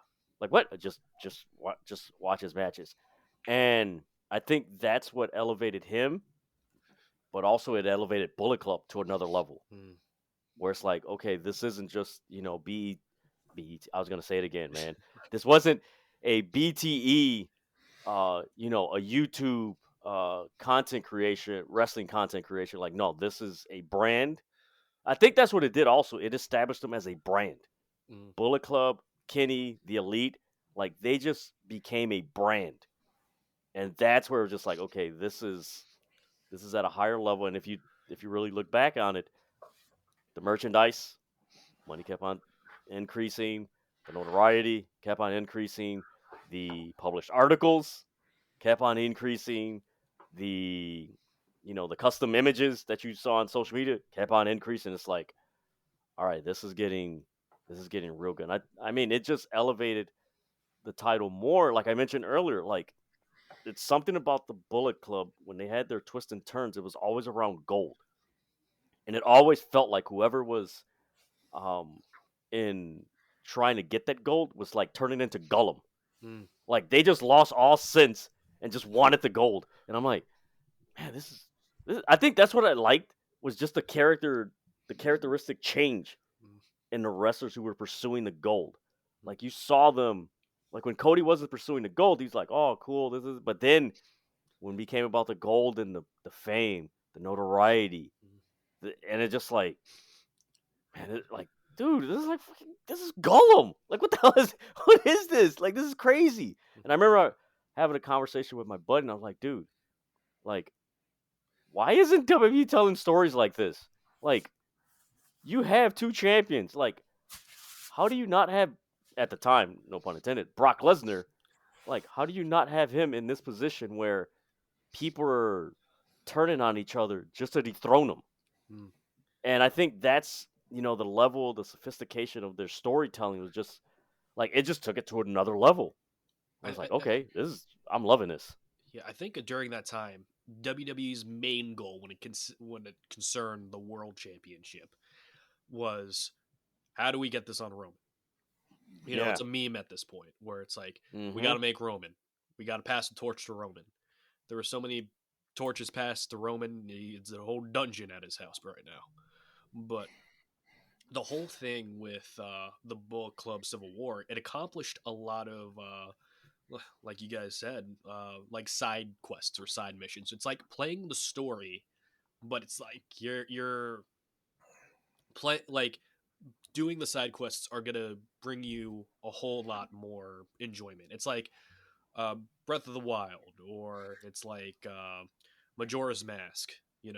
It's the side quests that become the experience for the player, and that adds their replayability. And that's a big thing with this storyline in general. And speaking of gold, gold, we have the Golden Elite that was formed from this with Kenny, the Bucks, and Kota Ibushi. And it was specifically said that Kota is not a part of the Bullet Club. But he is a part of the Golden Elite. Now, D, when you have factions within factions that are kind of like family tree style, where everything is just kind of kerfuffle to some people, do you think that's a positive or a negative when it comes to wrestling? Um, it has to be done in a very their strength in numbers way. Where it's like by association. It's funny that you mentioned that because I remember me and my buddy were talking about it. He's like, yeah, Kota Bushi's with this. I'm like, oh, kind of like Redman and Wu Tang Clan. He's like, oh yeah, like that. I'm like, oh okay. And that's what that was the first thing that came to my mind. Is like Redman's not Wu Tang Clan, but he's associated with it, but he's not with Wu Tang. So it's just that whole dynamic. I mean, it just adds a really cool element to the faction where it's um actually when you think about it, I know in wrestling there's like, oh, it's not realistic. It actually is realistic. Like, there I'll put it to in this example. Like, there's content creators that you guys network with that I don't know. But by proxy, Mm. we're in the same, you know, network. So it's like, hey, there's strength in numbers. Like, hey, I don't know this person, but hey, they're with this guy, and if these two succeed, then we succeed. Get what I'm saying? Yeah, Like just like it's a giant spider web of like this person knows yeah. this person, and that So person can know that person, and that yeah, person can know these two people, and that's like yeah, where you and go. it adds a really cool element where, hey, if somebody gets in trouble, hey, I'm gonna ask this guy that works with this guy. Hey, I trust you because you were with him. Hey, you want to do this? Like, oh, okay, and they do their thing, and they can go their way, and then hey, when it comes, and you know what? You actually see that in a lot of movies. Like Mhm. Fast and Furious is notorious for that. I mean, they're going to space now, so they're gonna meet extraterrestrials. We're gonna. It's gonna be a good thing. I wonder if it's gonna be like in the Sonic movie universe where half the moon is destroyed. And I'm not Oh no, putting a I hope spoiler. it goes back. I'm not saying it's a spoiler warning because it's been out on Paramount Plus, so y'all had enough time to watch it by now. I know. I hope it goes to. I think they were talking about sidebar. I think they were talking about that they want her. I think it was Michelle Rodriguez. She was saying that she wanted like the last film to be shot in L.A. to bring it full circle. Yeah. It's gonna be Like, like stop traveling the world, go back to L.A. it's almost like Matt Groening from The Simpsons. They want to they tease the idea of ending the show with them getting in the car for the intro of The Simpsons to the Christmas concert. Like that was the idea where it's like they Ah, end it right there, and then it's like a complete like full circle. I think he did that with Futurama when they were getting kicked off the air for like the third time or something like that, and now oh they're my rebooted god, again. So anyway, that's a man. whole giant sidebar. But Gaijin, what do you think about these factions within factions, members that are part of one thing that are connected to one thing, and then does it add confusion or does it add more intrigue? It may add confusion to your, you know, casual fan, but in a way, it has to make sense. And I'll give you an example. I mean, Dedrian pretty much gave you probably the best example. Redman being, not really being in Wu Tang Clan, but somehow being a part of Wu Tang Clan because of his relationship with Method Man. Right. Here's another example. You know how King Haku is not an actual blood member of the Anawai family, but yet somehow they still call him Uncle? Mm-hmm. That's pretty much what Kota Ibushi is. He's Unc. He's the uncle because of his relationship with Kenny Omega, and because of that, Young Bucks, Matt and Nick are like, all right, yeah, he's cool. Marty's just like, yeah, whatever. You still didn't come to my New Year's Eve party, but that's okay.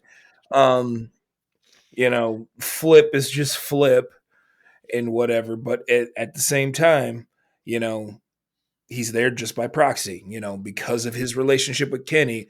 Everybody else is like, all right, yeah, you can sit at the cool kids table. Yeah, it's like vouching for like somebody where it's like, oh, this person vouched. All right, you're in. So Mm-hmm. pretty much. And during that celebration, when that Golden Elite was forming, you had Cody Rhodes that was on the rampway, and he didn't look quite as sad when he gave up his title shot to The Rock last year, but it's a close second, because again, his plan for Bullet Club Takeover was seemingly out of his reach.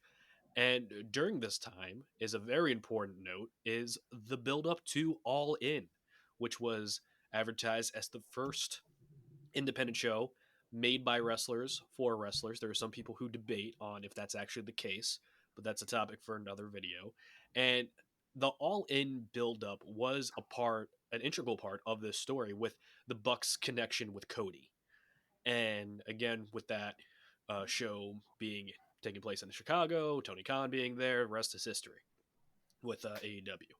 Now, Gaijin, how important was the all-in build-up within the Bullet Club Civil War? Do you think it's like one of those side stories like the Kenny Omega world title win, or do you think it played a little bit more of a in-universe role within this story? I think with the build up to All In, much like the Being the Elite show, I don't think you get AEW without it, because it was so well done.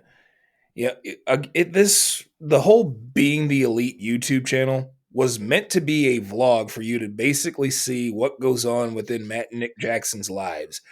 And then they kind of morphed it into a way of telling stories throughout multiple different promotions and setting all this stuff up to things that they were doing within the wrestling business. And that build up to All In and the Bullet Club Civil War and such, that pretty much helped develop what All Elite Wrestling is today. You're in Chicago. How was like the all-in vibe that was Oh happening? man, that brings. You know what? I actually have footage. It's weird because it's not only was it a culmination of like just the heightened popularity of the Bullet Club Civil War, Mhm. but just the alternative of wrestling outside of WWE was just heightened. I mean, you remember it was Ring of Honor, New Japan, Impact Wrestling, and AAA. Was it the other promotion that was with All In? But man, I mean, the atmosphere was crazy. The build, like, I remember at Pro Wrestling Tees that Saturday morning, CM Punk had a line for signing at Pro Wrestling Tees, like around the block. If you ever been to Pro Wrestling Tees in Chicago, I mean, you're talking about one, two, three. It was almost 4 blocks. Mhm. And each block in Chicago where that location's at, man, they're about, I want to say, so there's a expressway overpass, 4 lanes. So that's 1 block right there. And then you had 3 other ones. I mean, it was a long line. I mean, to paint a picture of how it was and everything. Um, just, I mean, it was just, man, it was fun. I can tell you that it was fun. Yeah. The energy, the excitement. What I was happy about with the show being here and the buzz, that I just started seeing people being happy about wrestling again. That's what I liked. You just saw people being genuinely happy about wrestling. That it wasn't like, oh, like up until that point, if you weren't watching New Japan, there were just people complaining about WWE, like, oh, it's this or that or Roman or, you know, women that, and it was just nobody was complaining. They were just happy about wrestling, and man, for me, it was just fun. It was fun, so much fun. And to piggyback off what Gaijin said, I mean, that was pretty much the genesis of the getting the ball rolling for what we would see. That was September, October, November, December, January. 4 months later, Mm. in the announcement of All Elite Wrestling. And I remember telling my buddy, it was my but no, it was my buddy Alex, and I remember telling my dad because he was like, "Oh, wait a minute, oh wow, this is cool." And I told him like, "Man, you know what? There's gonna be a promotion coming out of this." I should have recorded that because I'm like, man, I should have made so much money on that saying. But I remember I said it. I seen the production, and I'm like, yo, this could be a weekly television program. Like this is another promotion. And everybody's like, there'll never be a promotion. I'm like, dude, there's going to be a promotion. You don't put something together with 4 promotions and with the height of the Bullet Club and a promotion doesn't come out of this. Like, that's a wasted opportunity. And hence, 4 months later, you had All Elite Wrestling. I remember in October, there was a rumor. I forgot who reported. I think it was WrestleZone reported like, hey, seems like Jim Ross and Chris Jericho is going to be involved with a new wrestling promotion. Yeah. And they just was like, oh no, and then it's like, oh yeah, we see what the promotion. But I mean, just the build up to All In. And one thing that I noticed that added to the Bullet Club Civil War was the Tama Tonga and Tonga Loa were doing the Starcast Mm. the day before, but they never appeared on there. And I was like, that's interesting. Like, they're not there. That's when the thought came to my head, was like, there's gonna be a promotion coming out of this. There's really, I'm not gonna say really a rift, but like they're really playing into the rift Yeah. of the Bullet Club. There was a divide Civil within War. the factions within the elite, within the OGs as they were called, and Yeah, they again a yeah, lot you of saw it. Like after that, like I was expecting. I remember telling my brother, I was like, dude, I think Tama Tonga and Tonga Loa, they're gonna disrupt because they were already feuding, and I think by that point, that's when Tama and Tama, was it Bad Luck Fale? Mhm. Like they just like basically kicked them out of the Bullet Club. Yeah. So I'm like, man, you know what? That would really add to the feud if they come in and just disrupt the whole freaking show and then walk off. And of course, we didn't get that, but we got Jericho, you know, As, posing as Penta, and we're yeah. getting Kenny Omega. Was like, where is this gonna go? So, but man, in Chicago, man, it was, man, the vibe was, it was fun, man. It was fun, really fun. And going into every great story, there's always has to be an ending, and whether it ended on the right note or if it ended on a less than stellar note. And the ending, where people consider the Bullet Club Civil War storyline, is the match between Cody and Kenny at the New Japan California show. I don't remember the name off the top of my head, but it was for the IWGP World Heavyweight Championship. I remember Cody Rhodes came out as Thanos, like outfit wise, and I just remember I'm like, yeah, I think Seth Rollins did it a little bit better, like in SummerSlam, because I think he just as Thanos is too. But this was the match that sealed the deal, and Kenny won, and the God came out to congratulate Kenny, and then turned on him, and then we got a beatdown. Bullet Club OGs beat up the Elite. They gave Cody a chair. Cody had a choice, and Cody decided to attack the OGs, and then the beatdown commenced with more OGs attacking the Elite. And it wasn't announced that night, but now it's pretty obvious that the Bullet Club was not fine, and now these are two separate entities. So, D, what did you think about that ending? Did it end on the right note, or did you think there was more of a story to tell? It ended on the right note because by that time there was so much. Like if they would have kept it going, it would have gone into like kind of like NWA, NWO territory, where it's just like, okay, like, are we gonna get a conclusion to this? Like we kind of been like it was so intense, the back and forth. That was like, okay, it like there has to be a culmination. And what I liked about it, and one of the reasons why I think it was the right time, was because it was so unexpected. Like the way they executed the camera angles, everything, you kind of is looking back on it. You're like, you could sense like, oh man, okay, now I see, how I was because Cody's up there with God behind him, and they're just, and man, kudos to Tamatonga, Haku, and Tangaloa. Like their facial expressions and their mannerisms were just so stealth. Like it wasn't like you could pick up like, oh, they're gonna do anything. And then as soon as they hit, I think it was Cody, not Cody, Kenny on the apron. It was just like, oh shit, wait a minute, yo, wait a minute, okay. And then of course, Cody comes in to make the save, and I'm like, oh, Cody's with the G. I'm like, oh, cool. And then they turn on him. I'm like, oh, they don't like nobody. Oh, this is okay. I like this. They don't like nobody.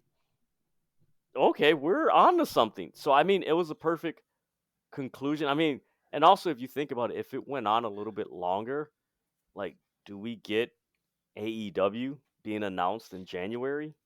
So it's kind of like that conflict. Because if you remember, AEW, the announcement of AEW was on New Year's Day Hmm. of 2019. So it's like you have that, and then New Japan, Wrestle Kingdom's right around the corner. So it's like, do you like? And of course, New Japan, they were reluctant to work with AEW with what the old president was, because it's like, oh, why are we going to work with you guys and you're still in our talent? So that whole thing, it would have complicated that whole thing. So I think it was the right time for it. Um, it elevated all parties involved, the elite and the firing squad. So it just gave everybody another, if you could say it was like a conclusion of that era of Bullet Club being elevated to a even higher level. Hmm. So it's just like that proper conclusion. The only thing that sucks about it is that we actually never really got a conclusion Hmm. to the Civil War. Yeah. It's like we've been waiting for it for 6 years. And it's like, yeah, we ain't never getting it. It's like Thomas in WWE, Cody's in WWE. It's like, damn it, man, we ain't never getting that. Damn. All right, Gaijin, how'd you like the ending of the Bullet Club Civil War? Did it end at the right time, or was it still had some legs to it? I always say timing is everything. So the way it ended, did I want it to end right then and there? Did I feel like there was more of a story to end? Yes, perhaps, but they old cliche, all good things must come to an end, usually plays a part. And that was one of the things that had to come to an end because I believe at that time the contracts for the Bucks and Kenny Omega, along with various other people, were ending with New Japan, and it was time for them to move on and do something else different. We just didn't know what that different thing was going to be. It eventually turned out to be a brand new promotion. But in any event, could there have been more done with it? Yeah, because, if you knew the history of Bullet Club, Tama being an original member, the whole premise of the idea of Bullet Club was that these guys came into Japan basically as rebels and to basically set a different standard of how foreign talent was going to be perceived and how they were going to essentially take over another country's promotion within the wrestling business. And they eventually would go on to do that as the Gorillas of Destiny, being multiple time IWGP Tag Team Champions. And of course, we all got the infamous No Name Tim theme with God that I Oh, still play to this day oh, because ain't nobody realer than Gorilla. So, you oh. know, there was just so many good things that just came out of this entire thing, which was Mhm. the theme music. I think everybody just started to develop a love for, Cody Rhodes's Kingdom theme. Now I feel like it's a bit overplayed. Um, Kenny Omega's, um, his theme with New Japan, when he was in Bullet Club. Um, I keep blanking on the name of it, but it's just so good. I still listen to that to this day. And of course, the infamous music we got from Matt and Nick Jackson's father, who basically has the soundtrack on Being the Elite. Like there are times where I'll just be sitting there and spur of the moment, I'll hear Battle Cry just pop up in my head. Like, man, why did I just think of that? Well, might as well download it to my iPhone.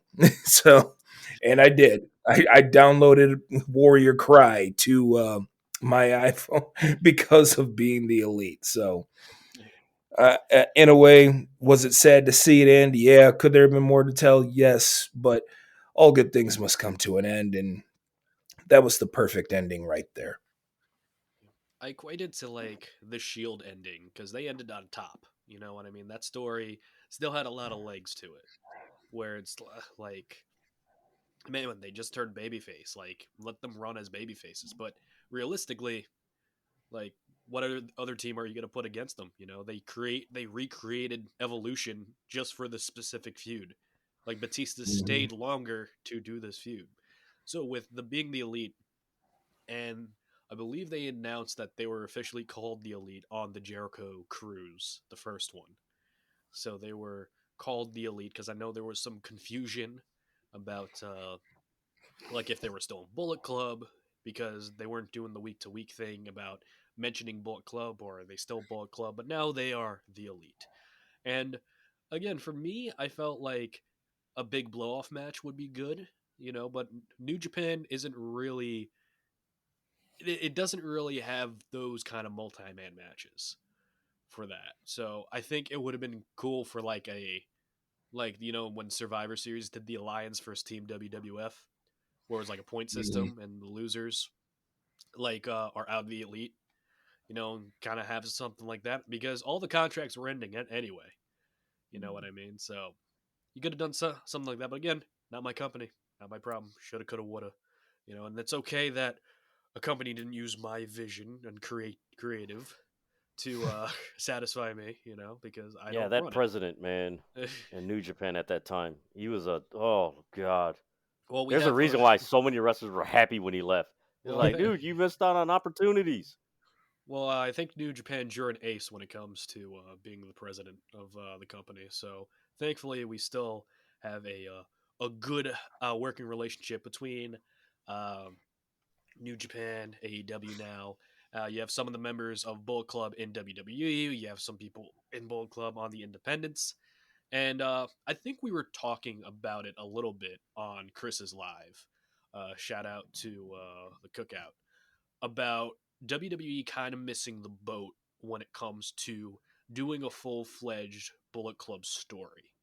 And because you had all these different eras of Bullet Club, you had Finn Balor, you had AJ, you had Cody, you know, you had Gallows and Anderson, you have God, you had all these guys, and it's difficult to kind of pull off because you don't have those core members. They're in AEW right now, but I'm going to start with you guys. And do you think if WWE, we're not changing a thing, like everyone stays where they are in WWE, AEW, New Japan, do you think WWE would be able to tell a good Bullet Club story? And the same could go with AEW.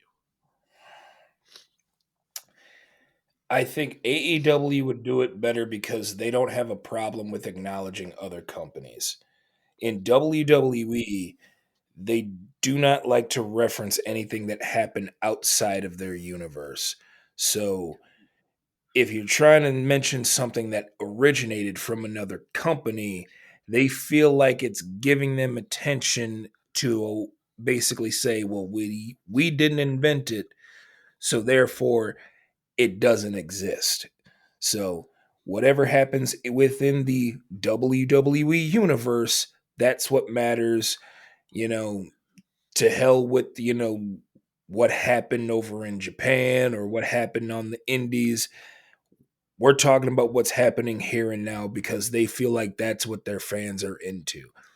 But to be completely honest, even if you are a strictly WWE fan, you do know something about Bullet Club. I mean, there's a reason why you wanted guys like Finn Balor in WWE, like an AJ Styles, like Tama Tonga and Tonga Loa.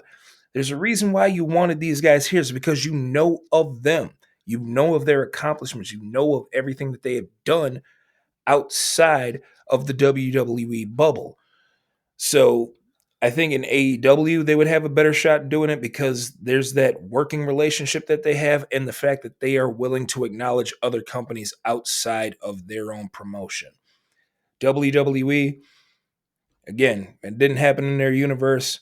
It doesn't exist. All right, D, same question. Do you think a Bullet Club story could be successful in WWE, AEW, as if the rosters are still the same as of press time? Um. Oh man, I. Okay, so if Vince is still, we're going back to 2019, right? Like the rosters Sure. stay the same. Yeah. Um, I don't think they would, even now with some of the quote unquote liberties that they have. Like, hey, we'll slightly acknowledge promotions and stuff like that. Knowing WWE's pattern, whether it's Vince or Triple H, they would they would allude to it and slightly acknowledge it, and they would put the pieces in play to make you perceive there's a Bullet Club, not like story, but it won't be a Bullet Club story, if that makes sense. Right. Like Yeah. you'll see it, but it's like, okay, it's We'll they're get feuding, but it's not we'll in a get the Bullet club. Club We'll manner. get the OC. We'll Yeah, reference it, but we'll market it on how we want it to be marketed. yeah. As It's like mhm, Nickelodeon Doug to Disney's Doug. exactly. Um, as opposed to AEW, I mean, they can tell that story. I mean, people forget like Scott Demore was Bullet Club. He's got Maple Leaf Pro Wrestling, Yeah. so that can extend there. You could tell that story over in Japan. You could tell that story in, well, they don't. You could have told it in AAA, but you could tell in CML. Well, actually, you could tell them in CMLL Yeah. because they feuded with was it Los Diego Nobles, Rush's Yeah. Yeah. faction. Yeah. So you have those dynamics where it's like, okay, we don't have we don't have the whole bakery, but we got a Mhm. few of the cooks here Yeah. to make the recipe and the menu Yeah. like the way it is. So I mean, Yeah. they could tell it more, and of course, it helps that you got two leaders. Mhm. Actually, it helps more with AEW. Now I'm talking now. It helps because you got Kenny and Jay White Mm, leader. Jay White succeeded Kenny Omega, so you have that whole dynamic yeah. that you could play off of. Um, you got Ace Austin and Impact. So I mean, there's just so many dynamics, and Mhm. I remember Sean Ross Sapp was like, "Dude, I wish these companies would work together because freaking there's a Bullet Club member in every damn company. Yeah. Like, Just do you show, yeah. realize Just shows how what stories you could influential. tell if you Yeah. just work together?" Yeah. Just how influential is the Bullet Club? Like they're like, I think the Bullet Club, and you can make an argument, has had more of an impact in professional wrestling than any other faction. Mm-hmm. Because just how the dynamics changed. Like the top guy or one of the top guys in WWE, former Bullet Club member. Some of the top guys in AEW, former Bullet Club members. And then you have Impact, got former Bullet Club members.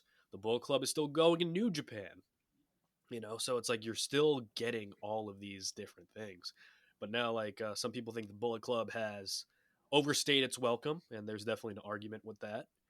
But again, you can't ignore the impact on the entire Bullet Club as a faction, as a group in the world of professional wrestling. So, as we're winding down right here, I'm going to start with you, D. And we're going to go over some of your favorite moments within the Bullet Club Civil War. What you liked, what you didn't like. It could be a specific moment, or it could be the most like blink and you miss it sort of like bit that we saw on Being the Elite. Oh my god. Well, I was being a huge Bullet Club fan. I don't think there's anything that I disliked. The only thing, like I mentioned earlier, the only thing that I wish could have happened with the height or of the popularity of Bullet Club, after AJ from Kenny, after he kicked out AJ. I wish there was an AEW round at that time because the popularity that they had, the talent they had, and just the bravado they had. Like it would have been so cool to see it every week on American television in prime time because of the dynamic with Ring of Honor and New Japan. Like it's and BTE, like just that dynamic, like that would have been such compelling television as opposed to what we were getting at that time. That's my only dislike as far as favorite moments. Um, freaking GLD turning on everybody because I'm a huge GOD fan, so it's like whatever they were in, I loved it. That's one of my top moments. The freaking Kenny Omega Okada matches. I went back and watched one of those at Wrestle Kingdom was it like last month or something like that, just to like get prepared for like watching this year's Wrestle Kingdom, and I was just like, man, just can I time travel back at that time and just that wrestling fandom because I'm like, this match is so like it's precious. I'm like, oh, and the other favorite one is it was Cody Rhodes and I think it was Marty Scurll versus God in Long Beach. Yeah. And I think the Bucks came out and interfered. Like it was right around. I think it was either before or a little bit after the turn of the God. So those are my favorite moments, like that, and just I mean, there's countless moments with the BTE that is just like freaking. These guys are freaking stupid, but I mean, they were revolutionary. I mean, they paved the way not only for wrestlers being content creators, but fans. Like wrestling fans start like trying to mimic Bullet Club with their content and their podcasts and everything. And well, thankfully some of them faded away and get the hell away. But yeah, it was. I mean, it's hard to dislike anything that they did because it was so revolutionary, so counterculture, and just such an alternative to what we were getting um, with the WWE at that time. It. I mean, even outside of wrestling, if you look at pop culture in general, it's hard to go against anything that's an alternative and counterculture. Right. It's like Nirvana. Like, can you really say a negative thing about them because they were so counterculture at that time? Yeah. So it's just like, no man, I rock with them. Wu-Tang Clan when they came out, like, yo, it's and I especially rock in with it. wrestling too, because in wrestling, they're and this is putting it nicely, they're not exactly up to speed when it comes to what is hip in professional wrestling. Like I think Andrade told Carmelo, "Just put the fries in the bag," and I'm like, that meme is like 6 months old, or something like Yeah, that. And it's like I think they made an right. RKO out of nowhere shirt, and it was already like 3 years after it was like in its height. And even Randy said, I wanted a shirt. They just didn't make it for me. Because there was such like a big disconnect between the office and just the internet during that time period. Um, but yeah, it was like very like counterculture in a way. It's like again, it's very rare that something hits like Bullet Club Elite, like that hit a fan base so Yeah. much so that it took a half hour to like sell out the first All In, you know, and like I think the only other thing like recent that like hit because it was like counterculture and it hit at the right time was Jeff Hardy.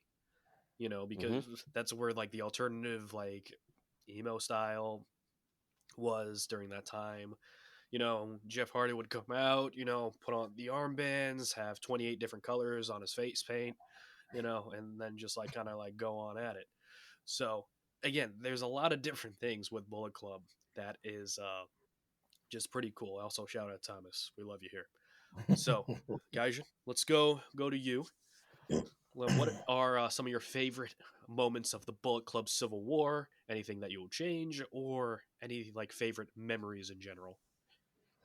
um, just some of the things that I mentioned earlier, the harmless and harmful ribs that they would give to Flip Gordon, the birth of FTR, uh, the exorcism of Cody Rhodes. Those are some of my favorite things. But one of the things that, I really enjoyed about the Being the Elite series in the Bullet Club Civil War, excuse me, was that it implemented so much silly goofiness to it that I would just be going throughout my regular day, whether it be just at home or at work, and I would just be humming or just like saying things from the show.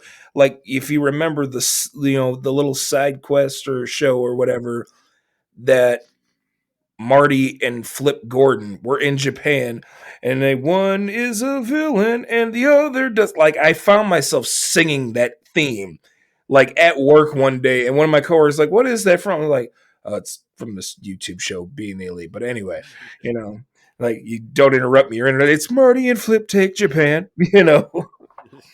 I mean that I'll always remember those. You know, just the funny things that they did and just spur the moment when it came up to it, you would actually quote something from the show. Like my boys would go up in for like a handshake to dap me up, and then I'd sit there and hold them and then look around like, where do you think you're going? That it's just that's how influential the entire Bullet Club Civil War and Being the Elite is that it made us as wrestling fans pretty much make it a part of our everyday lives and actually get us to engage with other wrestling fans because of it. Yeah, I really enjoyed the Flip Gordon stuff, and I love the payoff so much because it's like, where do you think you're going? And Flip's just like, I just want to go home. And then they get all this like the emotional breakdown, and Matt's like, "Oh, I miss my kids. Why didn't you say anything?" And then Flip was just like, crying, and that was his original like write off of the show.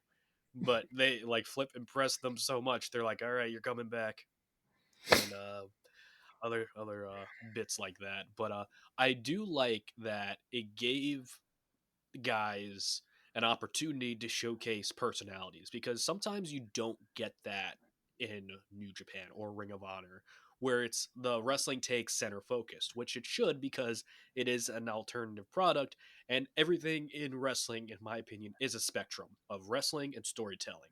And sometimes it's going to be 50-50, other times it's 60-40, 70-30, sometimes even 90-10 depending on what you enjoy.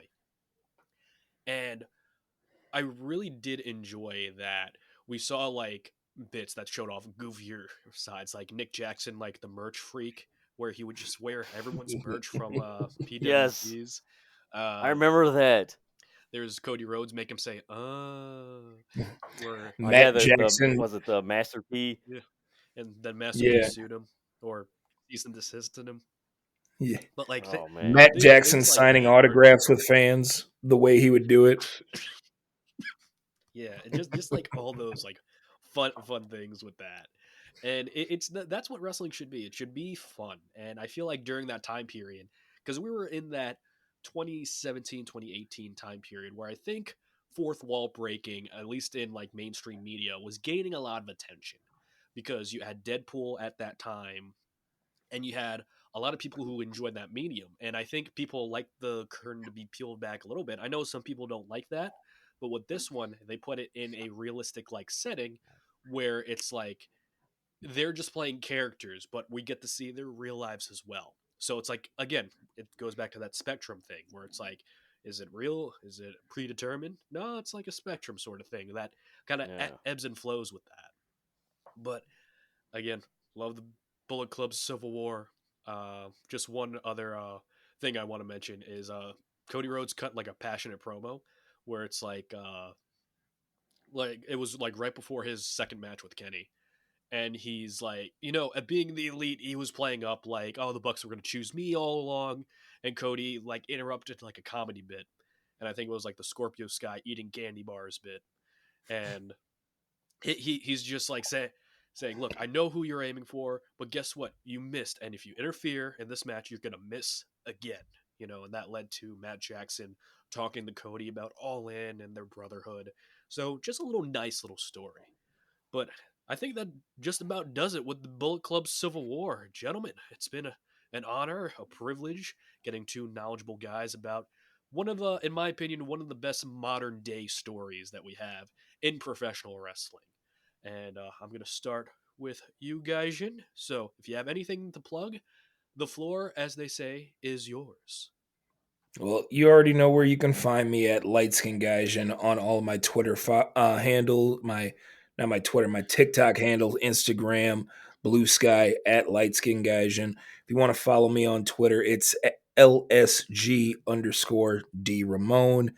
And of course, follow, like, and subscribe the YouTube channel, Light Skin Gaijin. I am currently in the moment of working on the next episode of Gaijin Ranks, where I rank every single World of Stardom champion from the bottom to the top. Nice. Nice. That's going to be a great episode to listen to, and I can't wait to watch it as well. D, you were here last week, but please plug your stuff. All right, man. You guys can follow me at 28 letters in my name. No, I'm joking. I'm joking. I'm joking. Joke My coming my handles threes. are not 28 letters in my name. None of that. No, you guys can follow me at Dedrin_180 on Instagram, Blue Sky, and TikTok. You can follow City of Wrestling. That's RASSLIN. You can follow City of Wrestling on YouTube, Blue Sky, Facebook.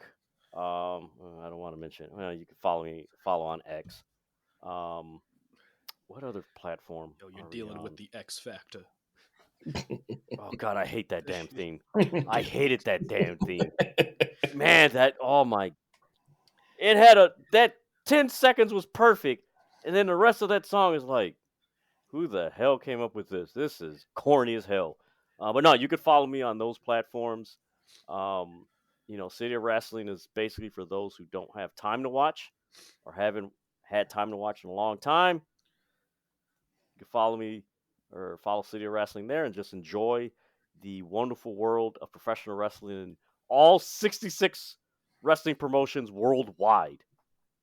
Yeah, it's a very informative channel. So if you want to know a little bit more about wrestling outside of your comfort zone, I definitely recommend it. Definitely a safe space. But that's going to do it for this week's episode of Wrestling Retold and Relive with Richie Mars. You could listen to episodes every Tuesday on Spotify, Apple Podcasts, and YouTube at Retold Richie Mars for all of them. You can follow me on the TikTok, on the X Factor, and on the IG as well at Retold Richie Mars on all of them. And the links will be down below, so you get to check out all of our content. So if you enjoyed this episode, you can catch up, and then you could convene with your friends and discuss how we're changing the wrestling world one piece of content at a time. TTFN, ta ta for now, and we will see you next time.